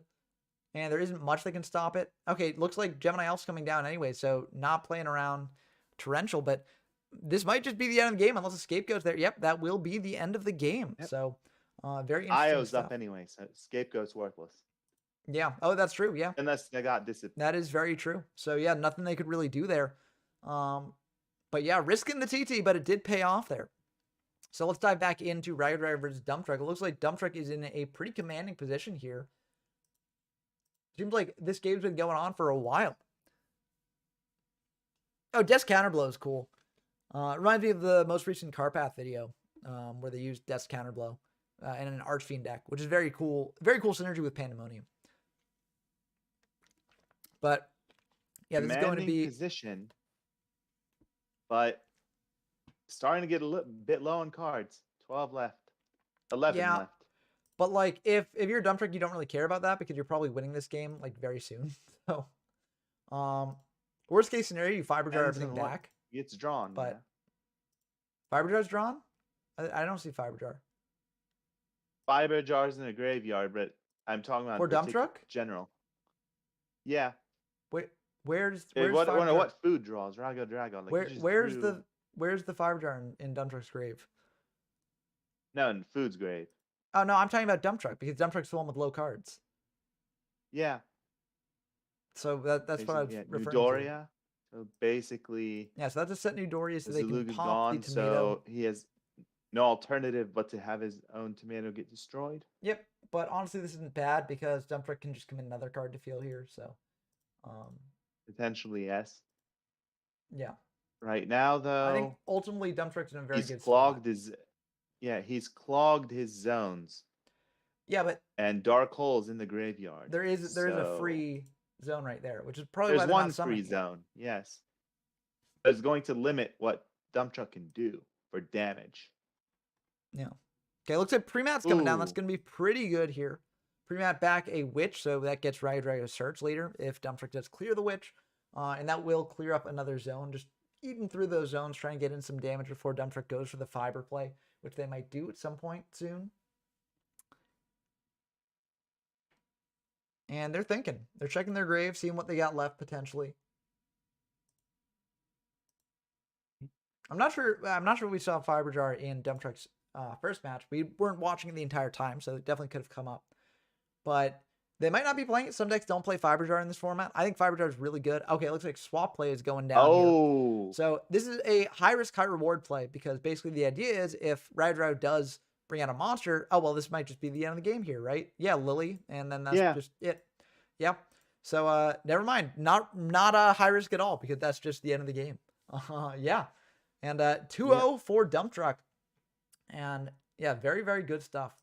So now it'll be Dump Truck versus whoever wins. Whoever comes out of this. So we're probably the winner of Yeah, we This got next, the we one we're got 2 watching. games to determine who will be facing Dump Truck in the finals. Dump Truck is a frequent winner of the locals, so that'll be very exciting to see if they're managing to take another title home. Oh, Wang Yu coming down. Wang Yu's an interesting side deck card. Maybe it's main in Noodle's deck. I don't actually know. But Wang Yu is very, very cool. Stop things like Scapegoat, stop things like the tomatoes and stuff. Not many people are playing a 1500 Dark Monster in their deck, so that's very nice. But yeah, Zambara But will be that's able to why hit over the Wang Yu. Zambira got dropped, I guess. Yep, to hit clear over the it. Wang Yu. Yep. Yes.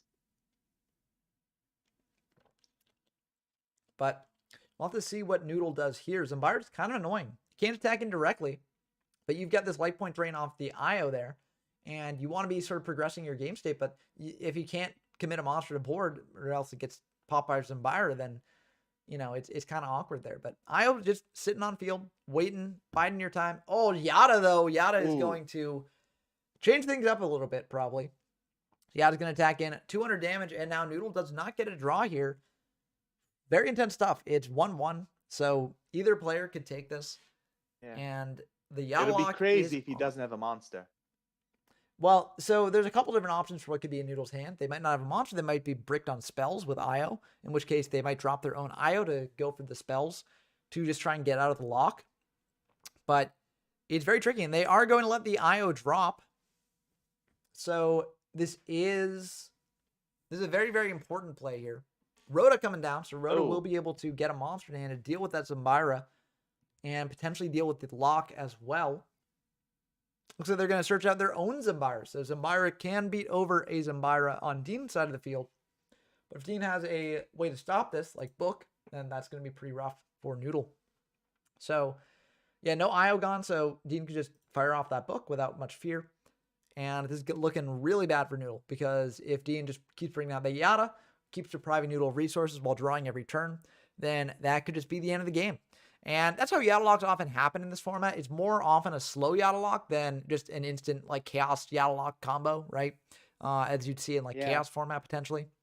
There are, of course... Never mind. Okay, Raigeki will save them for a turn at least. And yeah, you kind of have to go for that Raigeki. As bad as it feels, you just need this to stay around, block that Yata. But it could be rough if Dean has a way to deal with that Zambira of their own. It looks like they're just going to set 2, though. Set 3 and pass back to Noodle. So Noodle does get to draw here, which is nice. They're out of the lock for now. Yeah. But they know the Yata's lurking in hand if they get too uncareful.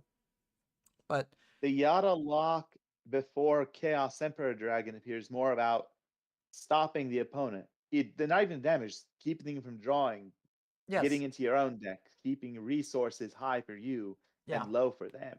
Yeah, it's a much slower Yata lock than Chaos. And that's part of why I think it's a little bit more palatable in this format than in Chaos, because in this format, Exiled hitting a Reaper is very nice there.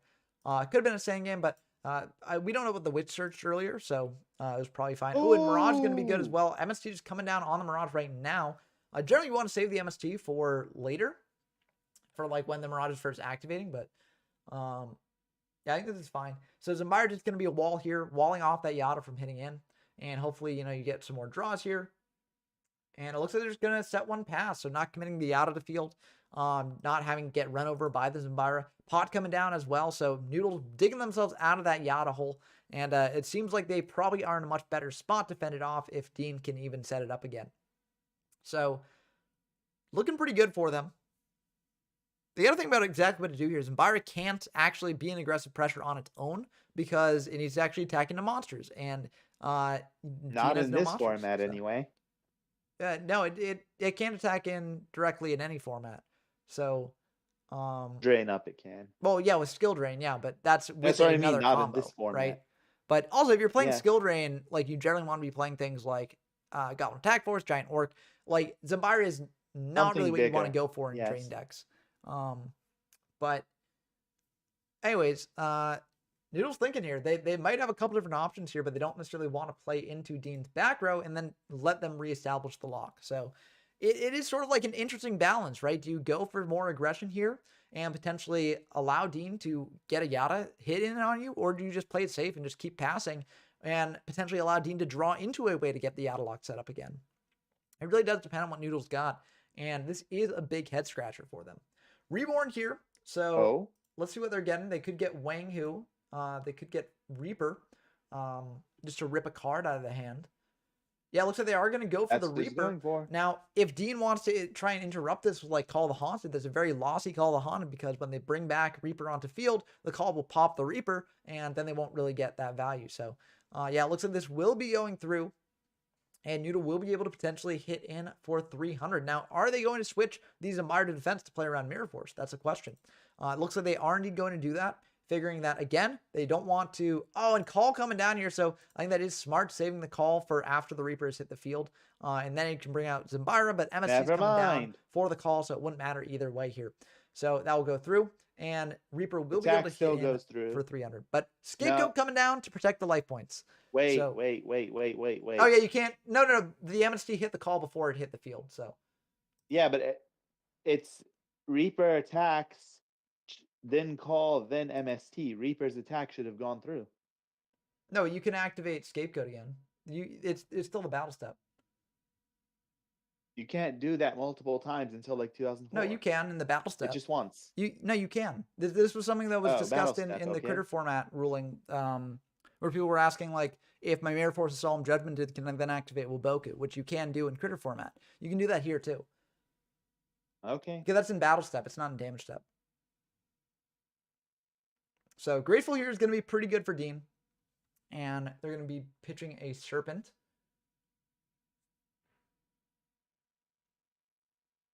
And let's see. What else are they going to pitch? That is a tough question. I mean, Serpent's always the easy pitch, but it seems like they got a lot of good stuff here. I mean, they're going to pitch the Yata. I think that makes a lot of sense because Noodle knows about the Yata. They're playing around the Yata this whole time. So, you know, you're not necessarily going to get the best options for that Yata in the future. So I think that makes a lot of sense. Going for Rhoda now. Rhoda search out a warrior, potentially beat over the Zambira there. And we'll see what happens. Weird. The Dean is searching out another Zambira, yeah. Huh.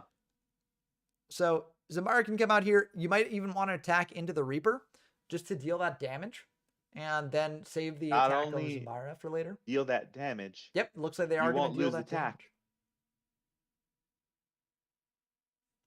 So that's going to get in for 1,800, dropping Big Noodle down to 2,800. And look at that Zambira. As beefy as when it was summoned. Yep, because it did not destroy a monster by battle. So, and if Noodle wants to, switch their own Zambira to attack over these tokens, then it will drop below Dean's Zambira. So, nope, it will not. It will not decrease. It will not decrease. Okay, it looks like Noodle is catching that. But yeah, that's part of the power of that play because you get to do it without losing any of the downside of Zambira. So, yeah, it's a very, very good play there. Very tough board for Noodle to crack. They're very low on life points now. They're only at 2,800. They are switching to Zambira, so it looks like they're going to crash Zambira's probably. So yeah, yes, Reaper taking out a token, but Mirror Force. That is why. Here. I think that Mirror Force honestly could have been saved because like Zambira is either going to crash into Dean Zambira or it's going to hit over a token, in which case Dean can just attack over it with their Zambira. And I think either of those cases, you're not too upset with that outcome. So, because Zambira, again, it can't be offensive pressure here. It can't attack directly. So, this isn't really doing anything. Even so, I wouldn't have attacked with Spirit Reaper in that situation. I think it's fine to attack with Spirit Reaper. In case the attack got stopped somehow. Yeah, but what's Dean going to do? Dean can't hit him with Zambira. The one thing Dean could do is just summon out a monster. Ooh, summoning out a Jinzo is going to be pretty rough. Yeah, Dean hasn't used Ring yet. So Ring the Zambira before. But huh?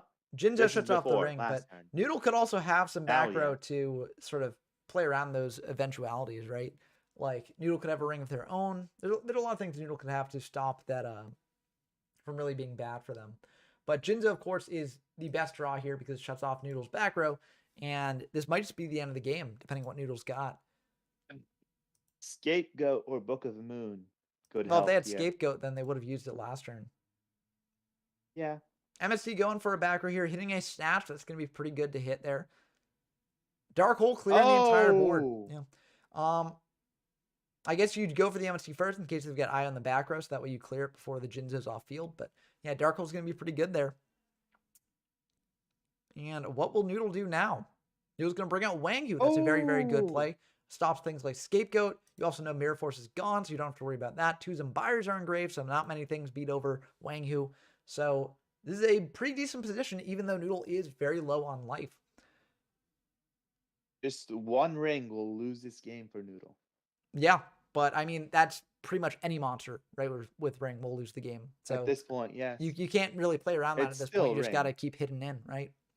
Yeah. I think a big thing that a lot of people have to, like, if you want to get better at the game, especially in the DM era, is you have to not be too afraid of playing into certain cards that lose you the game no matter what, right? Like, for instance, here, ring loses you the game no matter what, but what are you going to do? Just set cards the entire game and not play into it at all? Like, you've just got to hit in so that way you can potentially win the game before your opponent draws ring. And the same applies with a lot of powerful cards in the DM era. And it's one of the biggest sort of learning curves, I think, in this era. See, like, Raigeki comes down there, and Raigeki, like, is going to be annoying for you, right? But, like, you can't necessarily not play into Raigeki because you need to get the clock going, right? So Raigeki coming down, Blast with Chain on the Gearfried, so that will indeed pop the last back row. I mean, it's just MST anyways, so MST could trade for the Blast, but it doesn't really matter there. And now Dean's going to just bring out that Serpent, attack in for 300, and drop Noodle down to 100. So very scary spot to be in, but 400 versus 100, not too big of a difference. The main difference here being that Serpent comes back every turn. So if Dean does have a way to clear the Serpent, or clear the Zalug now, they will be able to win the game through that. So scary spot to be, but again, you know, you just got to sort of play as if your opponent won't get the stuff, because if they get the stuff, they win anyways. So looks like Noodle's going to set that last card in hand, and Dean's going to add back that Serpent. Dean's life points are now low enough that a Ring of Destruction is now a draw instead of a loss. Yeah, if it happens on the Zalug. But if it happens on the Serpent, then that won't really matter. Exiled coming down here, clearing away the Zalug. That makes a lot of sense. You got to get rid of that. Yeah, and that's going to be used with priority there. And yeah, that will go through. No Solemn or anything in the back row. Or if it is Solemn, maybe you want to save it. But yeah, it all really comes down to this draw right here.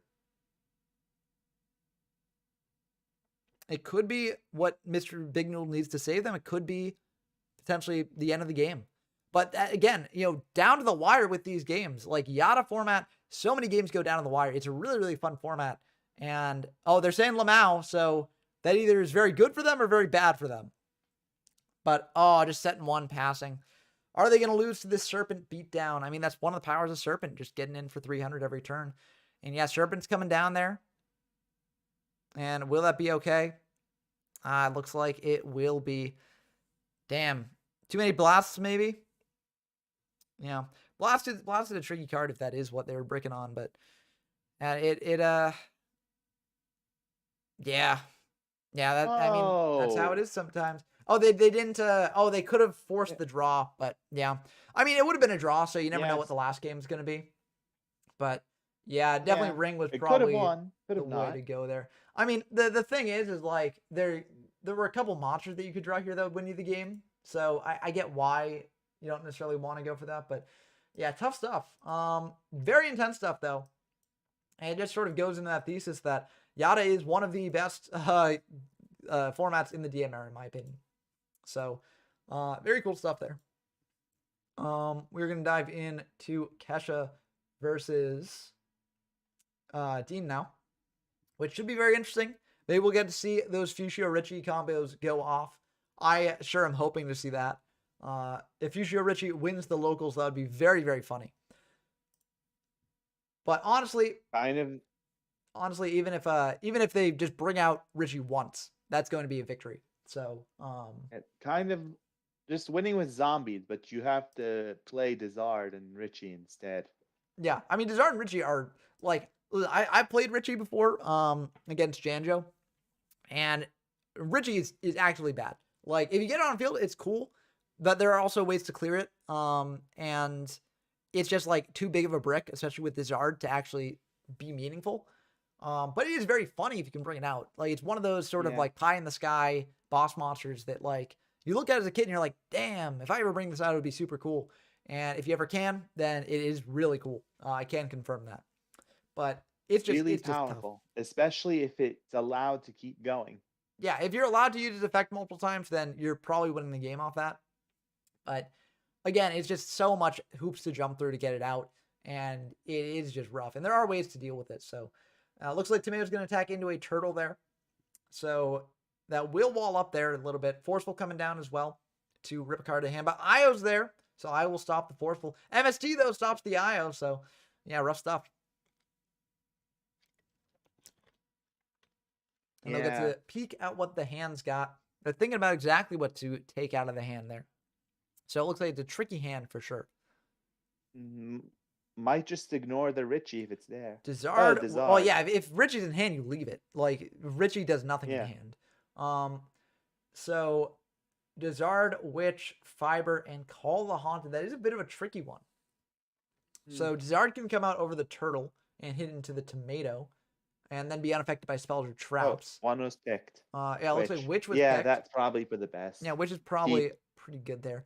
I mean, the Fiber Jar is also a bit of a threat because Ketchup can just set Fiber and then reset everything. But yes.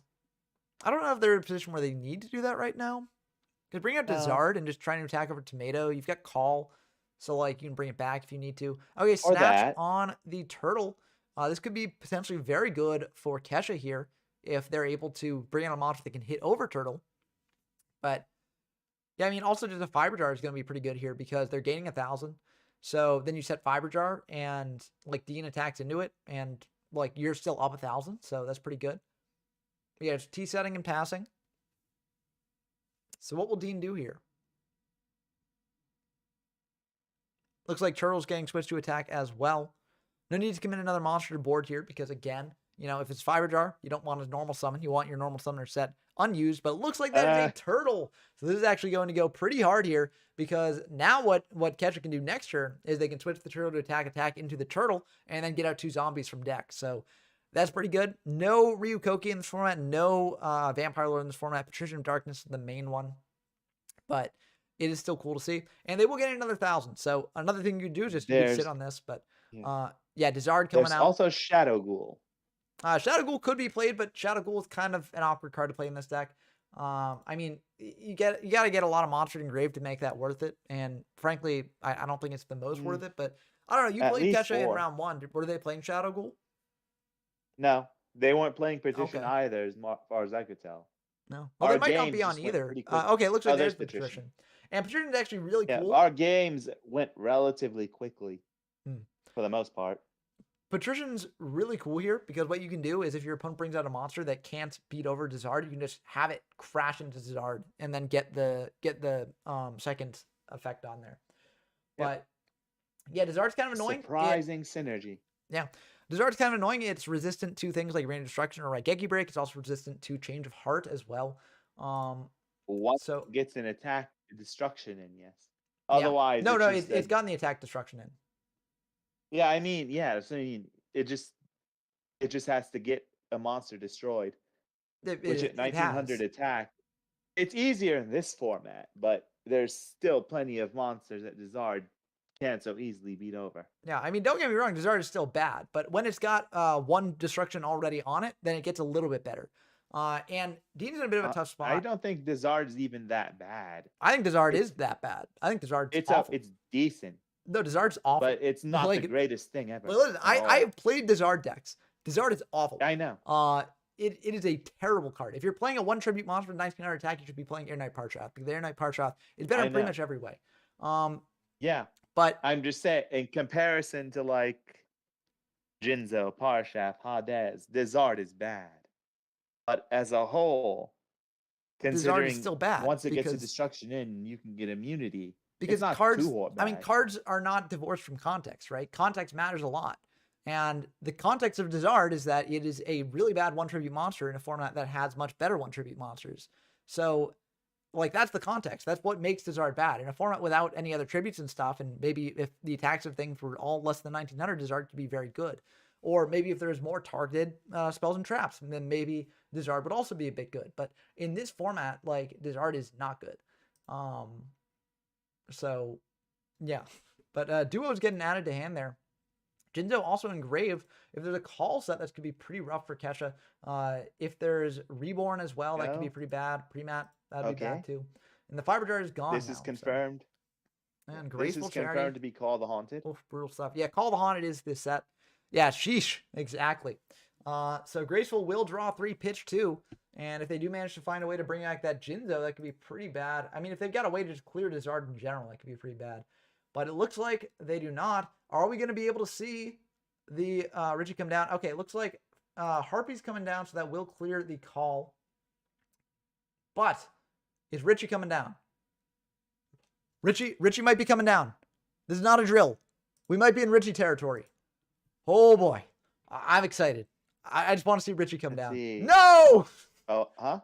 No! I mean, okay, this is not the end of the world, because what Patrician can do is Patrician can target the attack into itself. So, yes, that is something at least.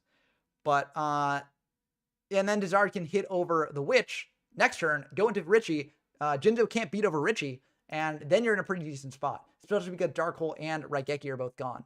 So, we might still be good here. We might still be good. Also, Mirror Force negated by Jinzo, so that can be pretty good as well. Rat coming down, that's an interesting pick, but are we going to see it? I just want to see it. Yes, Dizard attacking into the Witch. Yes! Okay, there it is. Okay. Woo! Woo! The Richie coming out. Oh boy, the hype. The hype. I want to see that Richie come down. And Rat's hitting into the other set. Now that other set is Fiber Jar. That's going to be annoying. But it's just saying it. Okay. We're still good. We're still good. The unfortunate thing is that saying search out Exiled Force. But okay, they searched out Yata. We're still good. We're still good. And Dizard's going to go into that Richie. Let's go. We got Richie online here. Woo! And Richie can't bring back a monster this turn, but you can set it down.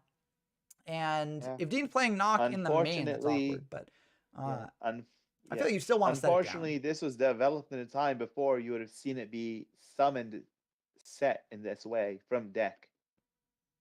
What do you mean?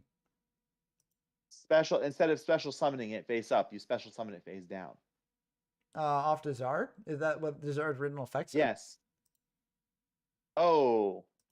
Call here can't be used with Jinzo. Whoops. No. Yeah, okay, they realized. Yeah. Yeah, no call for the Jinzo. I don't really know what that would get there anyways.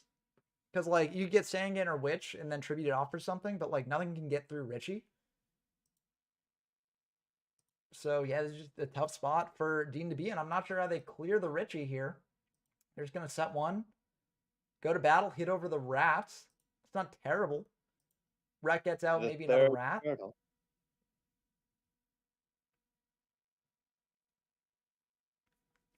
Yeah, it's looking not terrible for Kesha. The issue is, like, how do you win from this position? You just go to deck out, maybe? Like, what can Dean do to clear the set? I mean, if they're playing Exiled, that can clear Richie. But if they're playing Exiled, they probably would have searched that out, right? With the Sangan or Witch. Yes, because now the Richie comes up. Yep, and then a special summon will occur. And there's some good options to pick from. You can pick from Patrician, you can pick from Turtle. I feel like Patrician's probably going to be the move. Yep, Patrician getting picked there. Yeah. And that's why it's weird he didn't go for Turtle. Could have summoned Reaper and set up the lock. I mean, you don't need to go for Turtle here because you wouldn't have Patrician online anyways. It makes more sense to just go for Patrician so that way they can't attack into Richie and prevent you from flip summoning it, right? Oh. MC being used now is kind of interesting. I think you want to do that when Jinzo's on field, but... Oh, Fiber! Okay, so, yeah, Fiber will shuffle everything back, but Richie did get to come out for a little bit, so that's kind of cool at least. Yeah, Fiber will reset that progress. I mean, Kesha's still in a very good spot, though. They have not normal summoned yet, so, it's not the end of the world, but, yeah...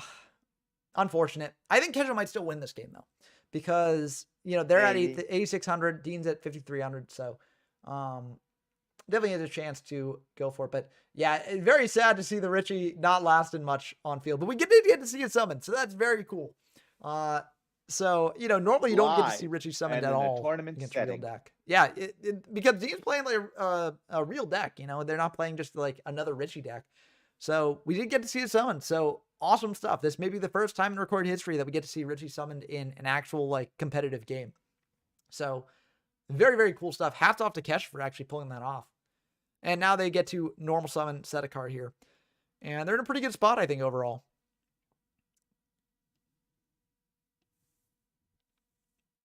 Because Dean's got to deal with that rat somehow. So Dean's just going to set 2 pass. Apparently Might have cannot. a TT set back there. Might have a Mirror Force. Might have a Ring. Either way, yeah, you just attack him with rat. I think that is the move. And that will go through. Okay, Dean's down to less than half. Kesha's got over full. So it's looking pretty good for Kesha. Okay, there's a set monster. So now Kesha might have to commit something to board here. Or they just got knock. Yeah, knock will do it too. So knocking the set, hitting a fiber jar, that's going to be pretty good, preventing the reset from happening this time. But even if the reset did happen, Kesha is doing pretty good on life points. So, but yeah, there goes the fiber jar from their deck. Sangan coming down, so even if there's like TT, it's not going to be the worst thing in the world. And okay, yeah, there's the TT. But yeah, so that will. Yeah, maybe it would have been better to summon the Sangan first, but if it was like Serpent or Sangan or Witch, then the knock was definitely the right thing to do first. But yeah, I think also it could have been the move just to attack him in the rat again, then set the Sangan. That might have been better, because then next turn you can flip the Sangan. If they get TT, then you can follow it up with a monster of your own. But yeah, might have been a bit greedy there. But it looks like Dean doesn't really have much else to do here. They're just going to set one and pass. Okay, so looking pretty good for Kesha here. They've got another rat in hand we know about, and they're going to bring out that rat. That's going to eat another TT, but that's 2 TTs gone, so another TT you don't have to worry about. Seems like Dean still has not the most monsters in hand, so they could have a Reaper in hand that they didn't want to commit to field with that TT in the back row, but looks like they're just going to set another. And will they set another monster? What will they do here? What will they do? They're going to bring out Lily. Lily is a bit rough for them because they've only got one activation of it left. So they can attack in. And are they going to pay the full? They are going to pay the full. Okay, this is a very risky spot for them to be in because now they're down to 1,900. This does get Kesha down to 5,200. But it's still, I feel like it's worse for Dean than it is for Kesha here. But what's Kesha going to do in response to this? They've got MST for the new back row. And that new back row is going to be IO. Okay. But honestly, if I'm Kesha, I'm not too upset about that because it does shut off things like Book of Moon. It shuts off things like Scapegoat. And the Turtle's going to attack in to the Lily. Dean will not be able to pay for that, so they're going to take another 800. They've only got one payment off IO. So I don't think this is a bad spot for Kesha to be in at all. Call to bring back Lily, but I mean, it's just, yeah, that's the end of the game. Ring on Turtle there. Yeah. And that will do it. Even if that could be paid for, the turtle will just float into something else. Yeah. Maybe another turtle. And then that would attack in as well. Could take that. Yeah, Lily is a bit rough against these sort of recruiter decks because in a worst case scenario, if you are down on life points and like you have Lily out and your opponent just brings out a recruiter and just keeps crashing into it, that's kind of rough. So you kind of have to let the Lily die if you can pay for it in those situations, which never feels good. So yeah, I'm curious if they're going to, bring that out in the future.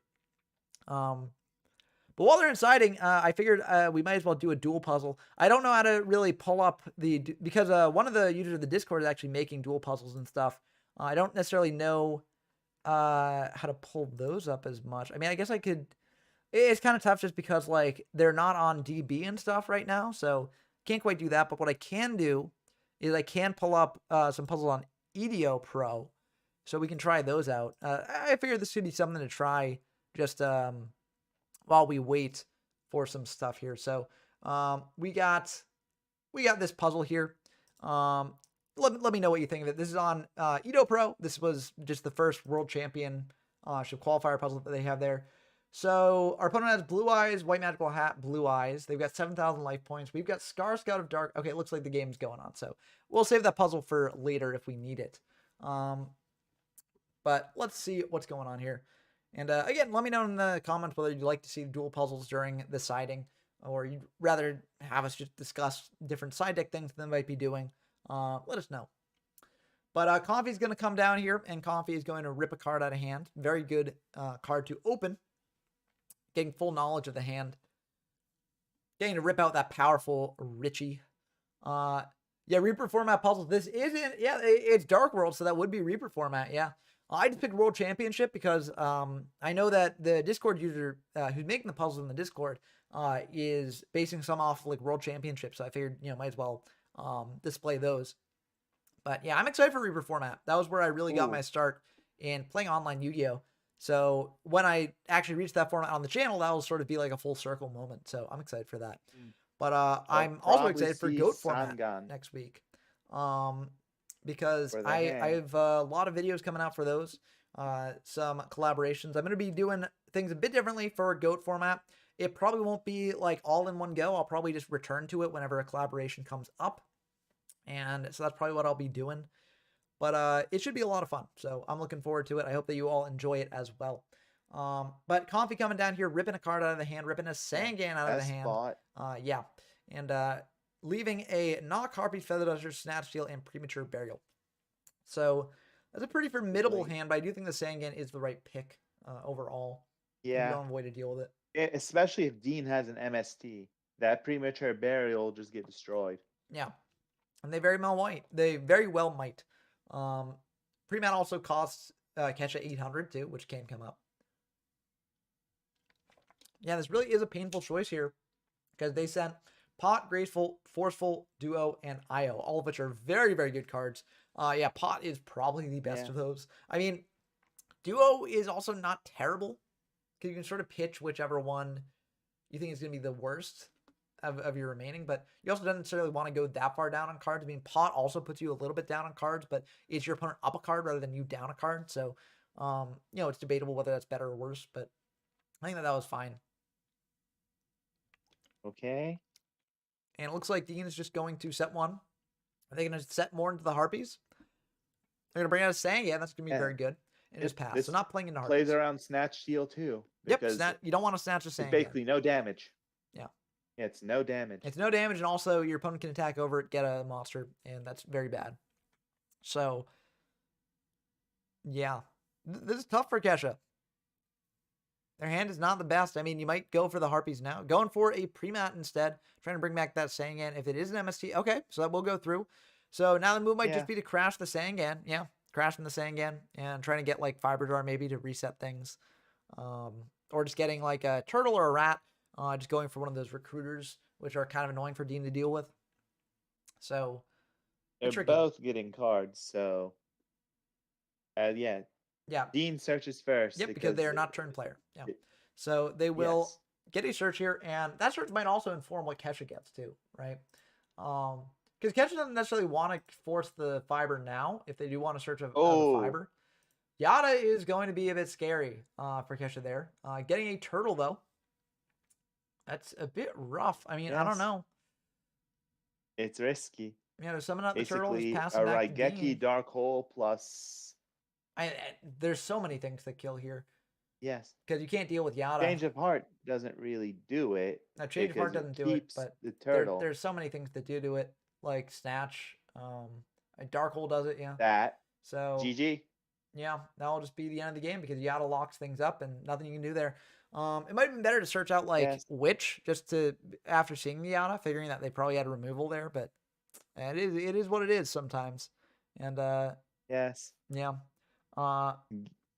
Yeah, it's always cool to see puzzles in different formats as well. But while they're in signing, let's actually solve this puzzle that I brought up here. So there's Silva, there's Beige, there's Gold, and there's Brown, and set is Cheerful Coffin. So we can discard 3 of these. So the question is, what are we discarding here? Brow draws us a card. The last card in deck is Zur.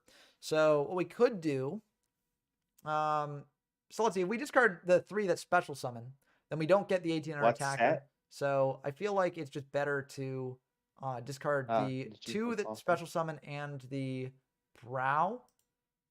Let's just try that. 1, 2, 3. Oh wait, no. I know what we do.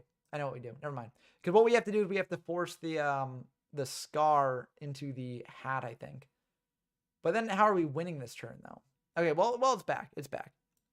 So White magical hat when you attack. no, I know, and that's why I'm saying we have You're to not. force the They're hat into it. triggering the effect. But the issue So is that then read we the ones in can't. hand more closely. Oh yeah, no, we can win because what we do is we pitch the gold. Yeah, we pitch the gold. The gold pops the blue eyes. The blue eyes is, but it doesn't quite do it because. Oh no, because we'll have the other special summon. Yeah, that will do it. Okay, yeah. So that's what we do.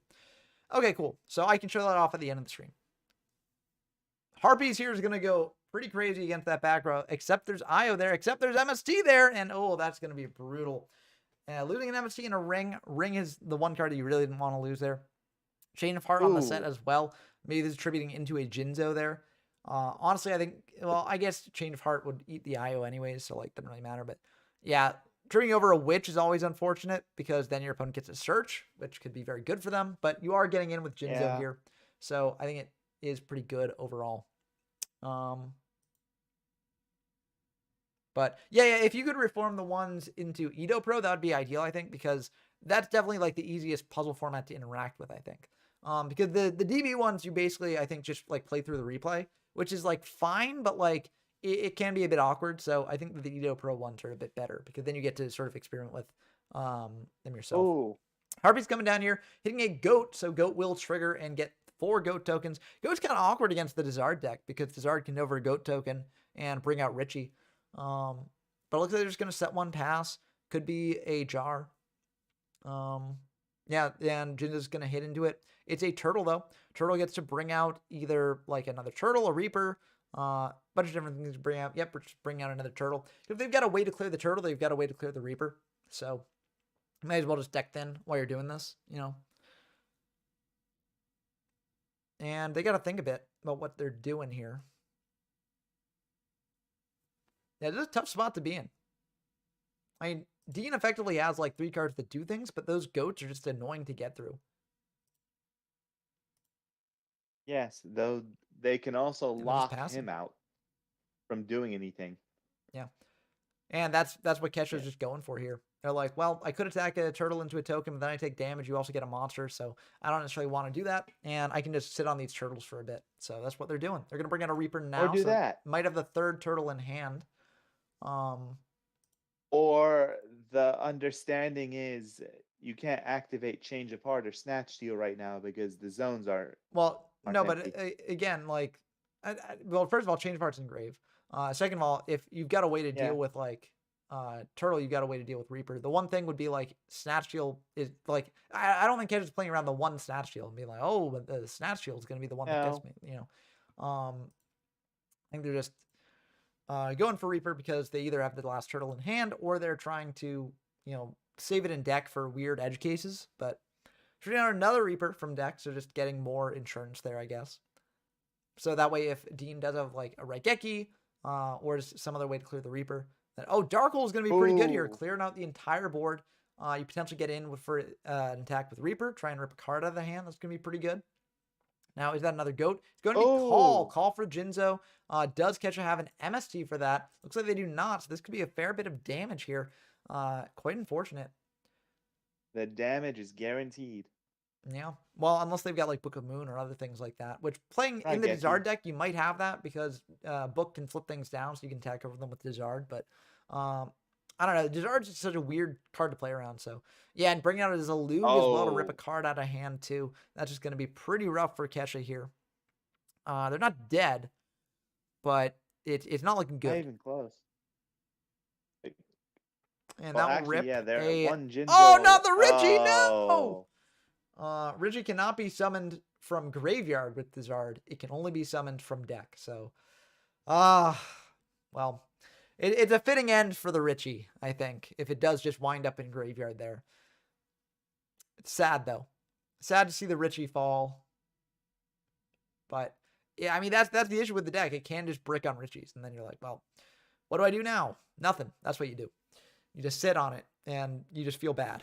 So, looks like they're going to set one, bring out a Tomato there, and hit over the set. It's a spy, so that will wall up a little bit more in case they've got a way to deal with the Reaper here. But yeah, kind of Or a rough deck spot to be thinning in. as Again, well. the spy can deck thin a little bit, but no matter what, you're kind of in a tough spot. I think Fiber Jar is the main hope here. Forceful though to rip a card back to hand. Yeah, Hats, if you're just joining us, we've got Fushio Richie versus a more like good stuff deck that Dean's on. I'm not exactly sure what Spice Dean is on. But they're on the Zalug, they're on some Reapers. So Kesha actually resolved Richie in the first game of this set. And they actually did manage to win that game. So that's very, very cool. So definitely if you missed that live, go back into the VOD and see it because it was awesome to see. Richie exactly was removed from the field relatively quickly by Fiber. In my mind, even if Kesha loses this match, they won in spirit, right? Because they resolved the Richie there. Hitting into a Lily, so they will take 100 from that, but Lily doesn't really do much here, unfortunately. Lily, when useless as an attacker, is a decent chump blocker. It is 1500 defense, walls up against tomatoes and Zalugs and things like that. But yeah, a rough spot for Kesha being. They're gonna bring out a Patrician though. Patrician can lock things up a little bit more just by having them attack into the Reaper. And they'll hit over the Zalug here. So they're buying themselves some time so they can maybe crawl their way back out of it. It just is a bit of a harder journey for them than for Dean, especially if Dean does have an MST for the Mirage. And they do indeed have the MST. So yeah, not looking good for them. If Dean has like Raigeki, that's the end of the game. Rhoda's going to be pretty good here. You can Rhoda for Exiled pop the Reaper, and then hit over the Patrician attack in for 14 with Tomato. So, and Charity as well. Oh my goodness. He wants to try and go for game here. Yeah, I mean, there are many, many cards that do it. So, yeah, it's a tough spot to be in for sure. Pitching a TT, but it's not going to do anything here, and a Tomato as well. And a copy of Tomato. Yep. But this is going to be rough. Yeah, Exile coming down, hitting the Reaper, and then you can attack over the Patrician, attacking for 14. And yeah, that will indeed go through. No Reborn or any other thing like that. But still, this is a very threatening position, and Kesha is very likely dead next turn. Finally broke through the defenses. Yep. I mean, once the Patrician was set up, it was a turn to break through it, which is why the Patrician lock is like not really the best. You can fall back on it, but like it's part of why like zombies, they can set that up, but like they're not like, it's not their main combo. The main thing with zombies, you want to flip through your deck and get out monsters. But in a pinch, you try and do it, and unfortunately, Dean did have the answer. So either way, as I said, Kesha brought out Richie. That makes him a winner in my book. That is awesome. Maybe we should make a special role in the Discord for Richie Summoner, for bringing that out. Oh yeah, perfect. If you can ping me with the link for that. I upload this into DB? Do I just download it and then it will show up? I'm gonna try it. So download. Oh, whoops. No. Okay. I'll do that after stream, I guess, to try and figure out how to do it. So, yeah, let's see. Did the next game start? It should be Dean versus Dump Truck here. Looks like the next game has not started yet. But yeah, I'll try and figure out the how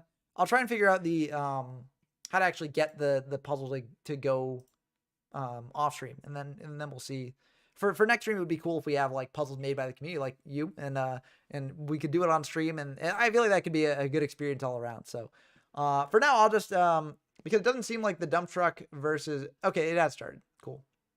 But while they're in RPS, let me just show you how this one works. What we do is we activate Cheerful Coffin, pitch 1, 2, 3, and then that draws. I mean, we got to activate these in some order, but yeah. Okay, it looks like they're still doing rock, paper, scissors. So, yeah, and then the last one will be Silva. And they're still doing rock, paper, scissors, so it's going to go through like this. Silva, beige, and then draw. We normal summon Zur.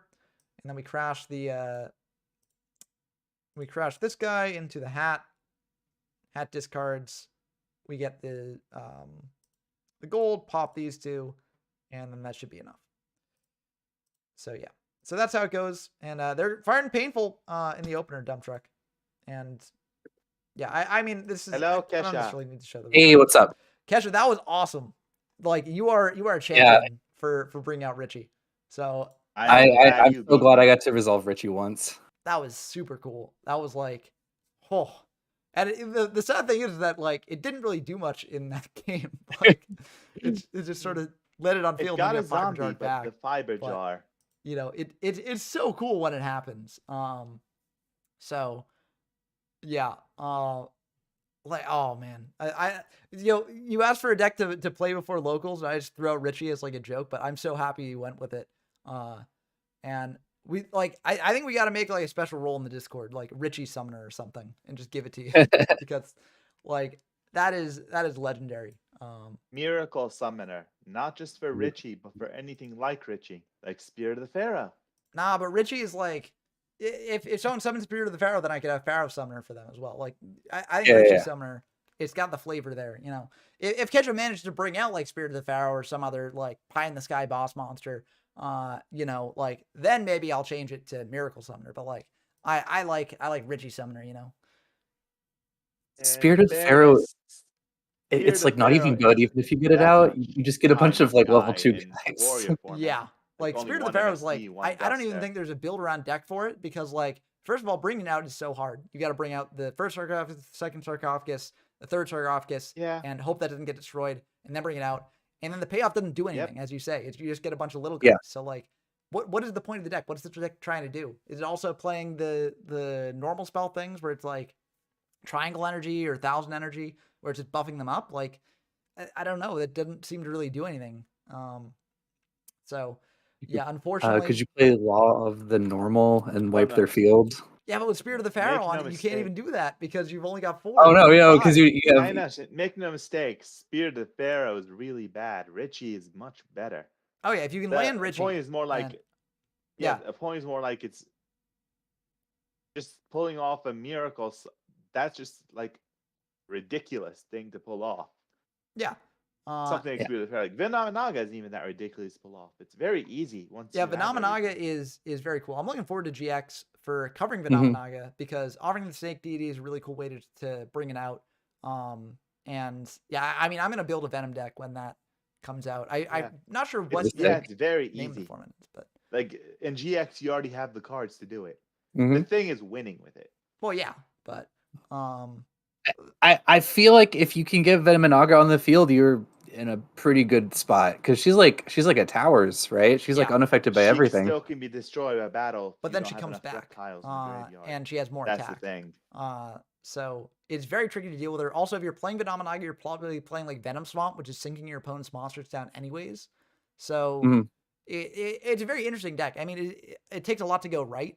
And compared to a lot of the other powerful decks in the formats where it's legal, it's not really that good. But it's something that I'll experiment with because I played my fair share of bad decks in the DM era. I got to give GX a bit of a chance too, you know? Yeah. Like I don't even consider Vinamanaga that bad. It's not good at all, but I mean, it could work. It's somehow like that bad is like definitely. It's all about context, right? Like, you know, bad in the GX era, like in perfect circle format, is going to be different than bad in like chaos format, right? Like there are many competent decks in chaos format that are viewed as bad because they just cannot stand up to chaos at all. And most chaos builds, yes. Yeah, and so it really is like format dependent. Like, is the deck bad or good? Well, what else is in the meta?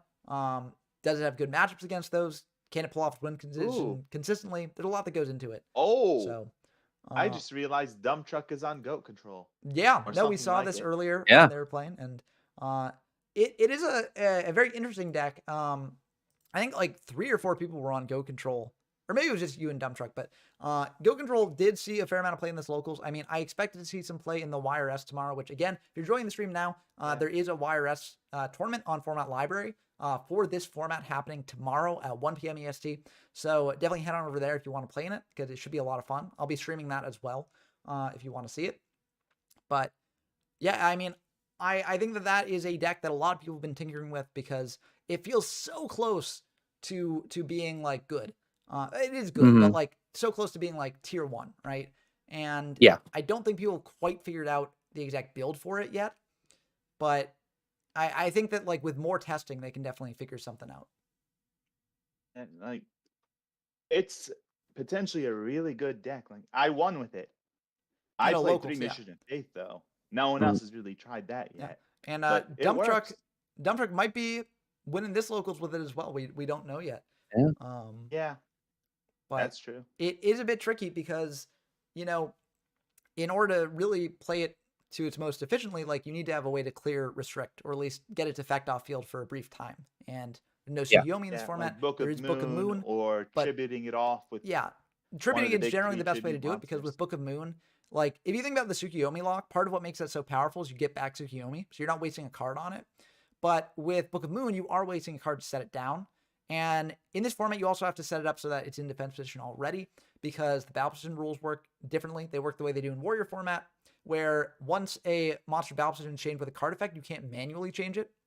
So if Thousand Restrict is set from face up attack to face down defense, you can't then flip summon it at the end of the turn, because that switches it back from defense to attack. So it already has to be in defense beforehand, and it's just very, very tricky to manage. But should that have happened, now all zones are clogged. Yeah. Well, I assume Dump Truck has a plan for this. Maybe, but still, until we see it happen, still a bit leery. Yeah, but I mean, there's MST on the Mirage. They'll pop that. Mirage.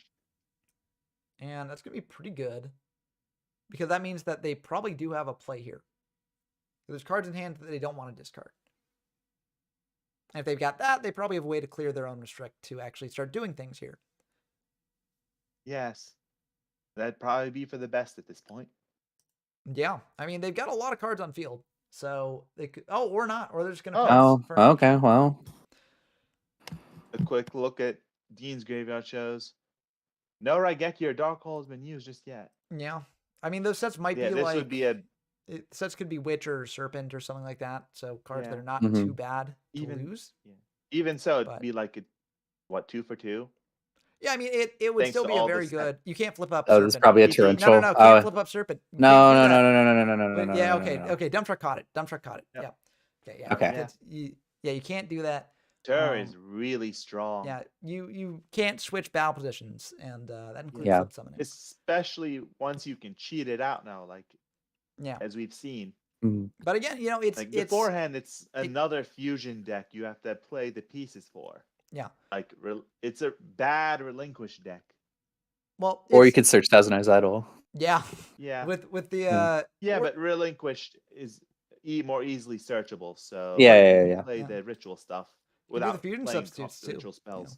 But I think we're seeing here part of why this deck is kind of awkward, because without a consistent way to clear Thousand Eyes Restrict, it's kind of a double-edged sword, because Dean was able to draw into a way to clear it, and then they just did that. And when they chose to do it, unfortunately, why you have to play with the tribute monsters in the first place. Yeah, that's a consistent way to clear it. Can get it out of the field.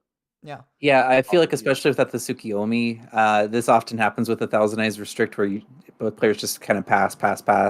And this is a format where your opponent's going to be able to draw like Graceful Charity, Delinquent Duo, Raigeki, all this stuff. Yeah, unless you suck up something good. In which case, I mean, even if you suck up something big good, monster that's just going to... Even if you suck up something good, that's I mean, it's kind of a 1-for-1 trade. Oftentimes it's like 1-for-1 trade because you're tributing off Serpent or a Goat token or something like that. But you're using a monster to do that, you're using meta to do that, and you're getting it restrict. So it's kind of a 2-for-1 trade. Even though oftentimes it equates to not being that bad. But if you suck up something that's like a Witch or a Sangan, then that's pretty bad for you. And very horrible. That's why you have to be careful what you suck up in the first place. Yeah. So talking through all this, it is very clear to see some of the deck's fatal weaknesses in this format. And part of why it's not quite at the point where, it's tier 1. It's not like in Warrior format or Goat format. Well, we're going to see a creature swap. There we go. Yeah, it looks like creature swap coming through. Now, Dean did switch the Reaper to defense, so that means that Dump Truck won't quite be able to, rip a card out of their hand this turn. But it is very nice to keep a Spirit Reaper around like that. Oh, nice. I think this trick still works. Flip the token to attack and ram it in. Yeah, but Dump Truck can't get the discard off Spirit Reaper. Yeah. So it's just sort of wasting a token. You don't need to like spend that. Darkle comes down, so doesn't really matter here. All for naught. Anyways, but I mean, Dump still in a good spot because 8,000 life points is not nothing in this format. 2 goats used up though, so might not have access to the other goat. Oh, Yata coming down. Oh, and then we'll go through. It doesn't matter too much right now because all the cards in the hand. Well, 5 in hand. A monster means that Yata is less painful. Like that. And Dark Hole has been used up. Yep. So that needs to be Raigeki or a knock. Yeah, but if it's like a witch, then the Raigeki is obviously not the best. Like knock would be pretty bad. Okay, exiled force here. I'm not sure if that's the best. Okay, it hit a spy, so it did come up. Oh yeah, that worked out. That worked out. Yeah. It's a bit of a risky play though because all tomatoes are gone. So like, what's Dump Truck potentially setting here? Could be a witch, but it did work out for Dean. So I don't get the point of searching the Zombira. I don't know. Yeah, I feel like I would setting up. Yeah, I mean it could setting be like up for next turn if a monster. No, but generally you don't want to search out a monster before you know what's going to be happening because first of all, there could be utility in getting a different warrior. Second of all, you don't want your opponent to know what you've got. And third of all, like you don't want it to be telegraphed. Yeah, and third of all, like if Zalug hits the field or a Reaper hits the field, then it can rip that out of your hand anyways. But I mean that could be the last warrior target in deck. So that fear isn't present. Maybe that's part of it, but Fear Force has been used up. Kind of rough. But we'll get the attack in. The awkward spot for Dean here as well is that like Dump Truck's in a point where they can just like if they play like fair 1-for-1 trades and just get in for chip damage, they can kill Dean in a couple turns. They don't necessarily need the big blowouts. I mean, Harpies is a big blowout, but so makes it a little bit better. Yeah, just hitting another MST. So which means might have some game. Oh well, this is meta. Okay, wow, and that's game. This is what I meant. This is what I meant. Sucking up a good monster. Yeah, but can be very strong still, even if you don't tribute it off. Yeah, but again, you need to have like a certain game state for that because the power of goat control in like goat is that you can keep sucking up your opponent's monsters if they keep committing more to field, right? But in this format, you can't necessarily do that. So it is a bit trickier here. It's trickier, it's different, but it's not terrible by any means. Yeah, but like it does take a certain like I mean you can bring up edge cases for everything, but like a lot of the time you're not going to get that sort of situation. If you do get that sort of situation, that's very good because we did see there a very simplified game state. Dean had very low life points, and Dump Truck was just able to bring out their strict attack in. But if Dean had survived another turn, for instance, then that's a bit awkward because if Dean just keeps drawing monsters or they have Sinister Serpent, then you can just keep setting that and sort of wall up Dump Truck there. So that's one of the flaws of the deck as well, although it can come up like this. Yes, I just disagree that it's fatal. Like the deck works. I'm not saying it's a fatal flaw. I'm just saying it is a flaw. Like I don't think any one flaw for the deck is like fatal. I think that the issue is that there are a lot of flaws together that make it a bit harder to play. And that's why I'm saying that like I think that people haven't really figured out how to make this deck like tier 1, like make it so that it can potentially win a tournament in the future. Maybe tomorrow will be the day. Maybe someone will bring a goat control list that actually does manage to win the YRS. Yeah. But it is a very tricky deck to play precisely for these reasons. And I'm sort of going through these reasons to explain to people out there who are like, oh, goat control is great in goat format. So it should be great here. I'm sort of saying this to explain why it's not necessarily as good as Yata, even though people do think that it has some competitive potential. Let's see. But yeah, Painful is going to be really good here. Sending some hand rips. It'll confirm whether he has a confiscation hand or not. Very likely, The fact that he hasn't picked that immediately means that he might not. Yeah, looks like he might have the Comfy in hand there because generally you don't side out the Comfy if you're going first. You generally want to keep in 3 hand rooms. So Okay. yeah, Swap. double swap. So and Rhoda. Rhoda. Very interesting set of 5. Swap is probably a choice here. Yeah, I mean it really does depend on the set. If the set is like Sangan or Witch, you might want to get like Rhoda to their hand, so that way they Rhoda into like an exile to pop it. But yeah, swap takes a bit more setup. So giving them a swap is not bad. Yeah. Though at this point, wouldn't swap right now anyway. Well, I mean, Dumpster's not going to swap now, but yeah. They could have like a Scapegoat in hand. They could have a Serpent in hand. So if Dean does go for an aggressive play here, confiscation. Then you pull that out. Weird. That's kind of odd. Ooh. Oh. Reaper. And Serpent. Oh. I do get why they did that, though. Too aggressive. No, I get why they did that. They were playing around swap because you don't necessarily want to give your opponent. Oh, yeah. But I still would have set the Serpent instead. Like, you don't need to. Yeah, I think setting the Serpent would have been a bit better. I agree. Yeah, I agree. But that's not even by too aggressive. Yeah. Part of the issue, though, is that if Demprick had Knock, then that would hit the Serpent, which obviously Dean didn't want. So I think they were playing around Knock as opposed to playing around TT. Also, TT on a Reaper and Serpent is like, I mean, it's annoying because the Reaper could have attacked in for a hand rip. Like, it's not like the worst trade in the world. No. Could be worse. Yeah. I think maybe if they want to do that, they could have summoned Serpent in main 2 just to play around TT that way. And there's Gemini Elf. Yep. Getting in damage. Yeah. Elf, still one of the best beaters in this format. And hitting a ring is very good when you're lower on life points. And Pod as well. So Dean could claw their way back into this game. Or I say claw their way back. It's definitely not like, you know, a lost cause for either player here. Painful is going to be very good here. Potentially getting those hand rips out of the deck if they're still on them in game 2, which I think they probably are.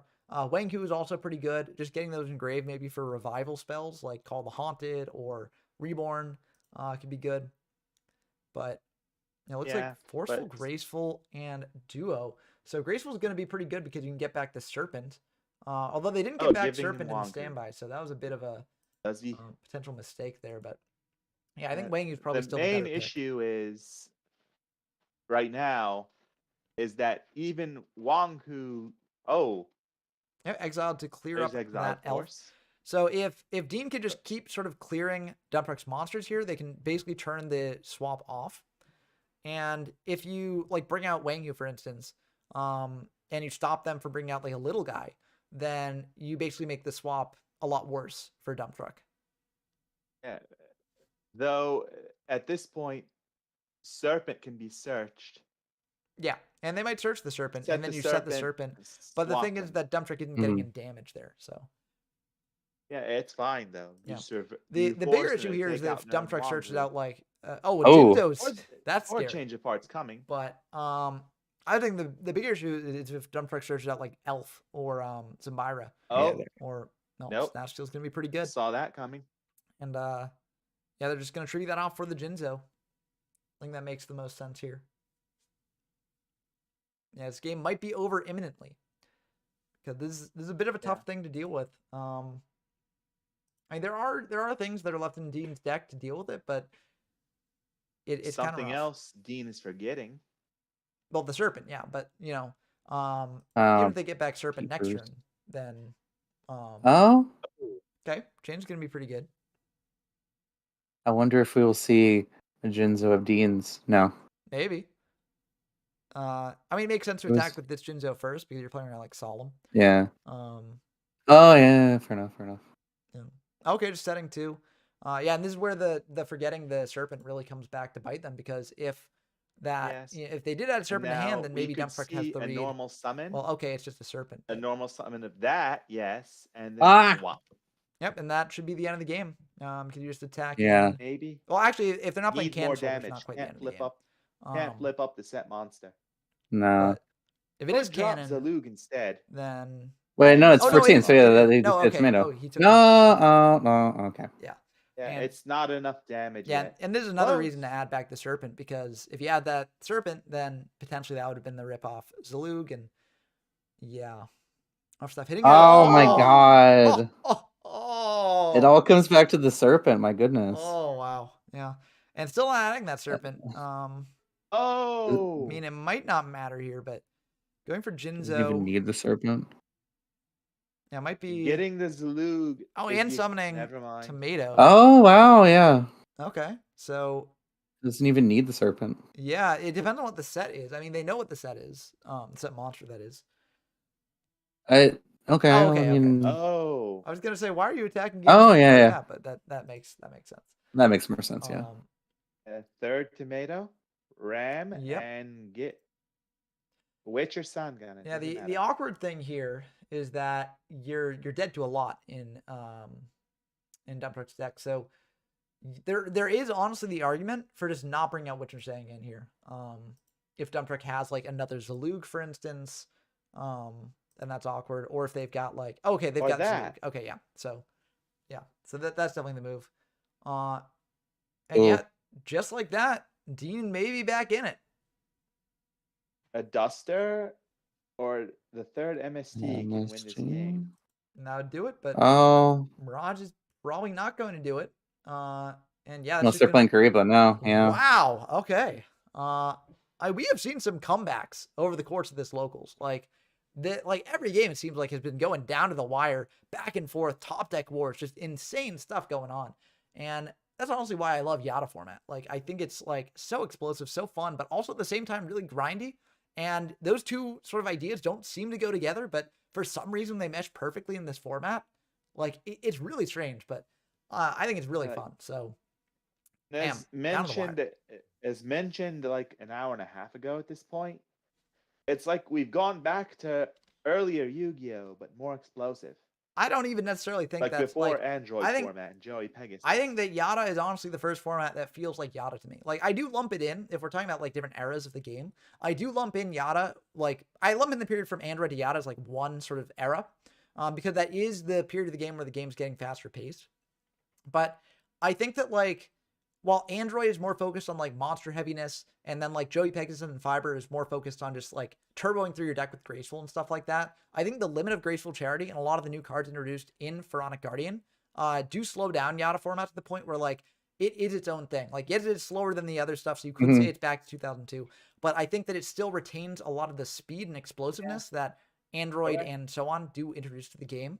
So I really do feel like it's its own thing, and it's a really like intoxicating blend of different parts of the game. That's why I said, That's why I said it's 2002, like Imperial, but more explosive. I don't even think it's like 2002. But even then, it's not that. I feel like 2002 is such a grindier gameplay. Yeah. Like there are a lot of people that I don't think would like 2002 formats that would enjoy Yata, for instance. And C-Spare says Yata is the best TM format. Honestly, I'm kind of inclined to agree. I think I put Yata as my number one on the tier list. I think it was Yata, then Critter, then Warrior, I think was the ordering I had. There are those who'd argue one of those three formats, or if you're a purist, Yugi Kaiba. Yeah, well, Yugi Kaiba, like the issue with Yugi Kaiba, like Yugi Kaiba is kind of a fascinating case study because like it used to be like one of the gold standards of the DM era where people were like, oh, play Yugi Kaiba. It's like a perfect starting point for this era. Teaches you a lot of good fundamentals, things like that. And while a lot of that is true, the stall mill meta has definitely changed the perception of the format a bit and changed how people play it, right? Like, I'm not going to say Yugi Kaiba is a bad format because I personally enjoy Yugi Kaiba. Like, I enjoy the sort of like grindy games that mill being meta create. Like, for instance, I am a burn player in Yugi Kaiba, which hard counters mill. So I enjoy the mill meta because I'm just like doing my own thing that I find really fun, and I still get to walk over a lot of mill decks. So yeah, exactly, C-Spare. You have to take the special kind of player. I am that special kind of player, but I acknowledge that a lot of people are not. So I know it's its own thing. It's fun in its own way. It's still a top 5 format if you hate. It really does depend on if any card that gets banned, that gets created. Like if All you if have to deal with in Yugi Kaiba are the power Oh, bombs. oh hitting the serpent. Oh rip. Um, but yeah, again, like for Yugi Kaiba, Ooh. like if you enjoy that thing, it can definitely be one of your favorite formats. But I'm not willing to put it as a top 5 DM era format because it is so alienating to so many people. But yeah, I do think it's something that people should try out, but just know that you might not enjoy it. I really think commanding position from Dump Truck. oh yeah. This is like Somewhat. very good. Jinzo Pot showing of off Greed might change that. the Yeah, Pot of Greed's yeah, good. yeah. Buttergreed is a pretty nasty draw. Yeah. And to be fair, we did see Dump Truck in a very commanding position last game as well, but Dean was able to turn around. So anything can really happen in this format. Looks like Tomato's Nothing going to hit really in do with to Jinzo. Reap. This could be pretty Though good. that has changed with this format. Book of Moon. Yeah, but people generally, I mean, Book of Moon is a card that I could definitely see as people explore Yata more. I see more people playing Book of Moon, but right now Book of Moon is not played all too much. It's a very versatile card, don't get me wrong. But again, like battle position rules change, that plays a factor not really getting played. Also just other cards being of such a higher power level plays a big factor as well. So right now, people are not really playing Book of Moon that much. It could definitely change in the future. But I still think it's potentially viable. Well, again, that's why I said it's not it going could to be change a in the main future. deck card unless you're playing some flip-oriented deck. It's a side deck card at best. I mean, again, that's why I said it could have potential. Like that's what could have potential means. I'm not saying it's terrible, but a lot of people are not playing it for. Oh, I didn't good say reasons. that either. That's just my opinion. Yeah. Book of Moon answers Snatch Steal and Ring of Destruction. You can use it to get over like a Jinzo if you have a Gemini Elf. Obviously, it answers Thousand Eyes Restrict. What are some other use cases for it? If you've already flipped up a Magician of Faith and they're attacking you, you can flip. Oh, yeah, I guess that's true. Yep. Yeah, it's kind of like just battle in general, I guess. It can be used to flip things down and get over them. Because, like, for instance, Gemini Elf didn't really have the most attack. Yeah. It's just kind of... It's kind of a tricky card. I mean, I guess also if you're using Premature Burial or Call of the Haunted, and your opponent uses like Spawn Trap. Yeah. Book of Moon's one of those cards where like you will always just find new use cases if you put it in your deck. It just always comes up. Yeah. Yeah, it's really good, but it's not an elite card. Yeah. Not in this format anyway. And that's where the question really arises, right? Like, is it worth playing Book of Moon over all the other powerful cards in your deck, right? Especially all the powerful spells, because you have a lot of different spells at your disposal. But Book of Moon does have some downsides in this format that doesn't necessarily in GOAT or later formats, namely Imperial Order. Like, if you are in a situation where Imperial Order is flipped up, then Book of Moon does not necessarily help to answer that. And a lot of the times what you have to sort of build your deck around is like you have the powerful spells that like basically win you the game, right? Or not necessarily win you the game, but like put you in a really good position. But speaking besides of a good position. Yeah, speaking of good position, this is like one of the best positions that Dump Truck could be in. And they still haven't again with the serpent. Again. Yeah. Can never hit the real stuff. Kind of wild that they haven't gotten an MST yet. Maybe they side some of those out, but like I feel like you never really side out MST. That is strange. Yeah, I mean, it does happen sometimes. You know, the deck giveth and the deck taketh. You know, but yeah, I sort of feel like Book of Moon doesn't do enough to justify playing in a format where Imperial Order shuts down so much. And you could say that's just a one-off, so like Book should be played anyways. But like I sort of construct my deck where it's like if I'm adding fat to it, I don't add spells. I add other things. But Reborn on Exile is going to be pretty good here. Probably getting rid of the Jinzo. Finally. Okay, Wang. Oh, well, that's just the end of the game unless there's a book. Oh, yeah. It would be Book of Moon. Way to go. That's just the end of the game, yeah. GG. But good stuff. Yeah, I mean, Book of Moon would have been useful there. But like, again, like I think that this sort of illustrates a philosophy that you have to have where like, this was the correct play. I don't think it was correct to like exile the Reaper and then like just set Wang or do something like that. I think you have to like just play well. If they've got Ring of Destruction, I lose, right? And if they don't, there's a good position. And so, unfortunately, Dump Truck had it, but you got to take that chance sometimes. But very good stuff here. Yeah, and but either way, Dean played very well. Oh yeah, both players. I mean, everyone who we saw, I think, like played pretty well here. Yeah, Very good stuff. And like Yata is definitely a very skill intensive format, right? It's got a lot of power cards in it, but I do think that there is a lot of skill involved. And I'm excited to see what people play tomorrow, and hopefully this Dump sort of Truck helps them stream, practice by the way. for it as well. But yeah, we're gonna get Dump Truck and Dean here if they can both attend, and hopefully we'll be able to hear their thoughts on it, because that was a really exciting set of games. So one thing to note: Go Control has won another locals. Yes, but locals, it's an important thing to note. Locals does not necessarily equate to big tournament success, because less games you have to play. It's just notable that it happened again. Sure, but it'd be interesting to see Dump Truck's build. I wonder how many metas he's on, because I think I only saw meta in game 1. Oh yeah, that's a good point. And also the game with just the restrict sitting on field. I'm very curious what was like clogging up that hand. So yeah, very good stuff. I'm very curious to see what happens.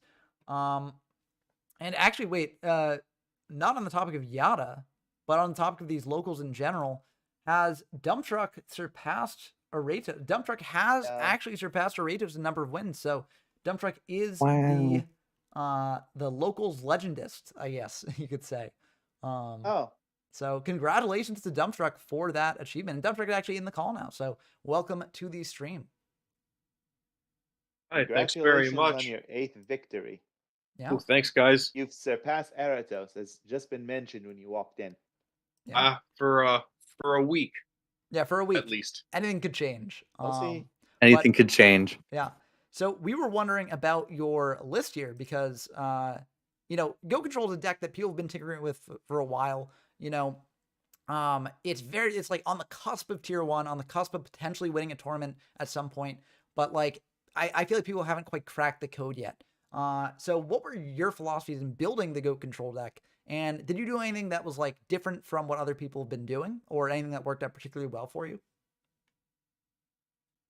Let's see, so I based the list on Yommerman's Goat Control from the Drama Llama Classic we had a few months back. And I cut down on the tributes to avoid bricking a bit. And I think I changed up the side to be able to get a bit more aggressive. Yeah.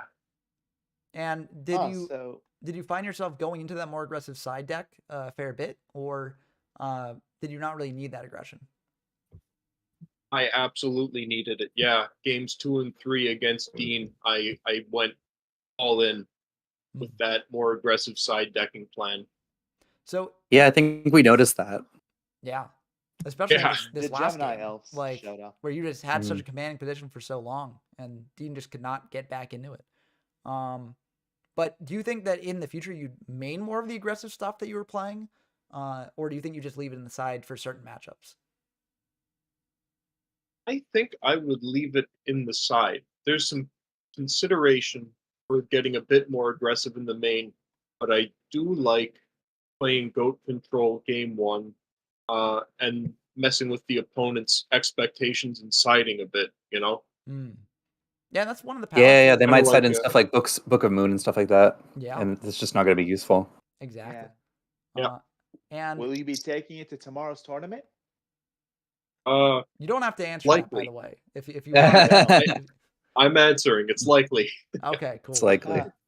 Yeah, I really like Goat Control in this format. Maybe Breaker too, but have to tinker with that more. And maybe this will be the tournament that Goat Control actually manages to win its first Yata event. I mean, it would continue the trend of a new deck each time winning a Yata event.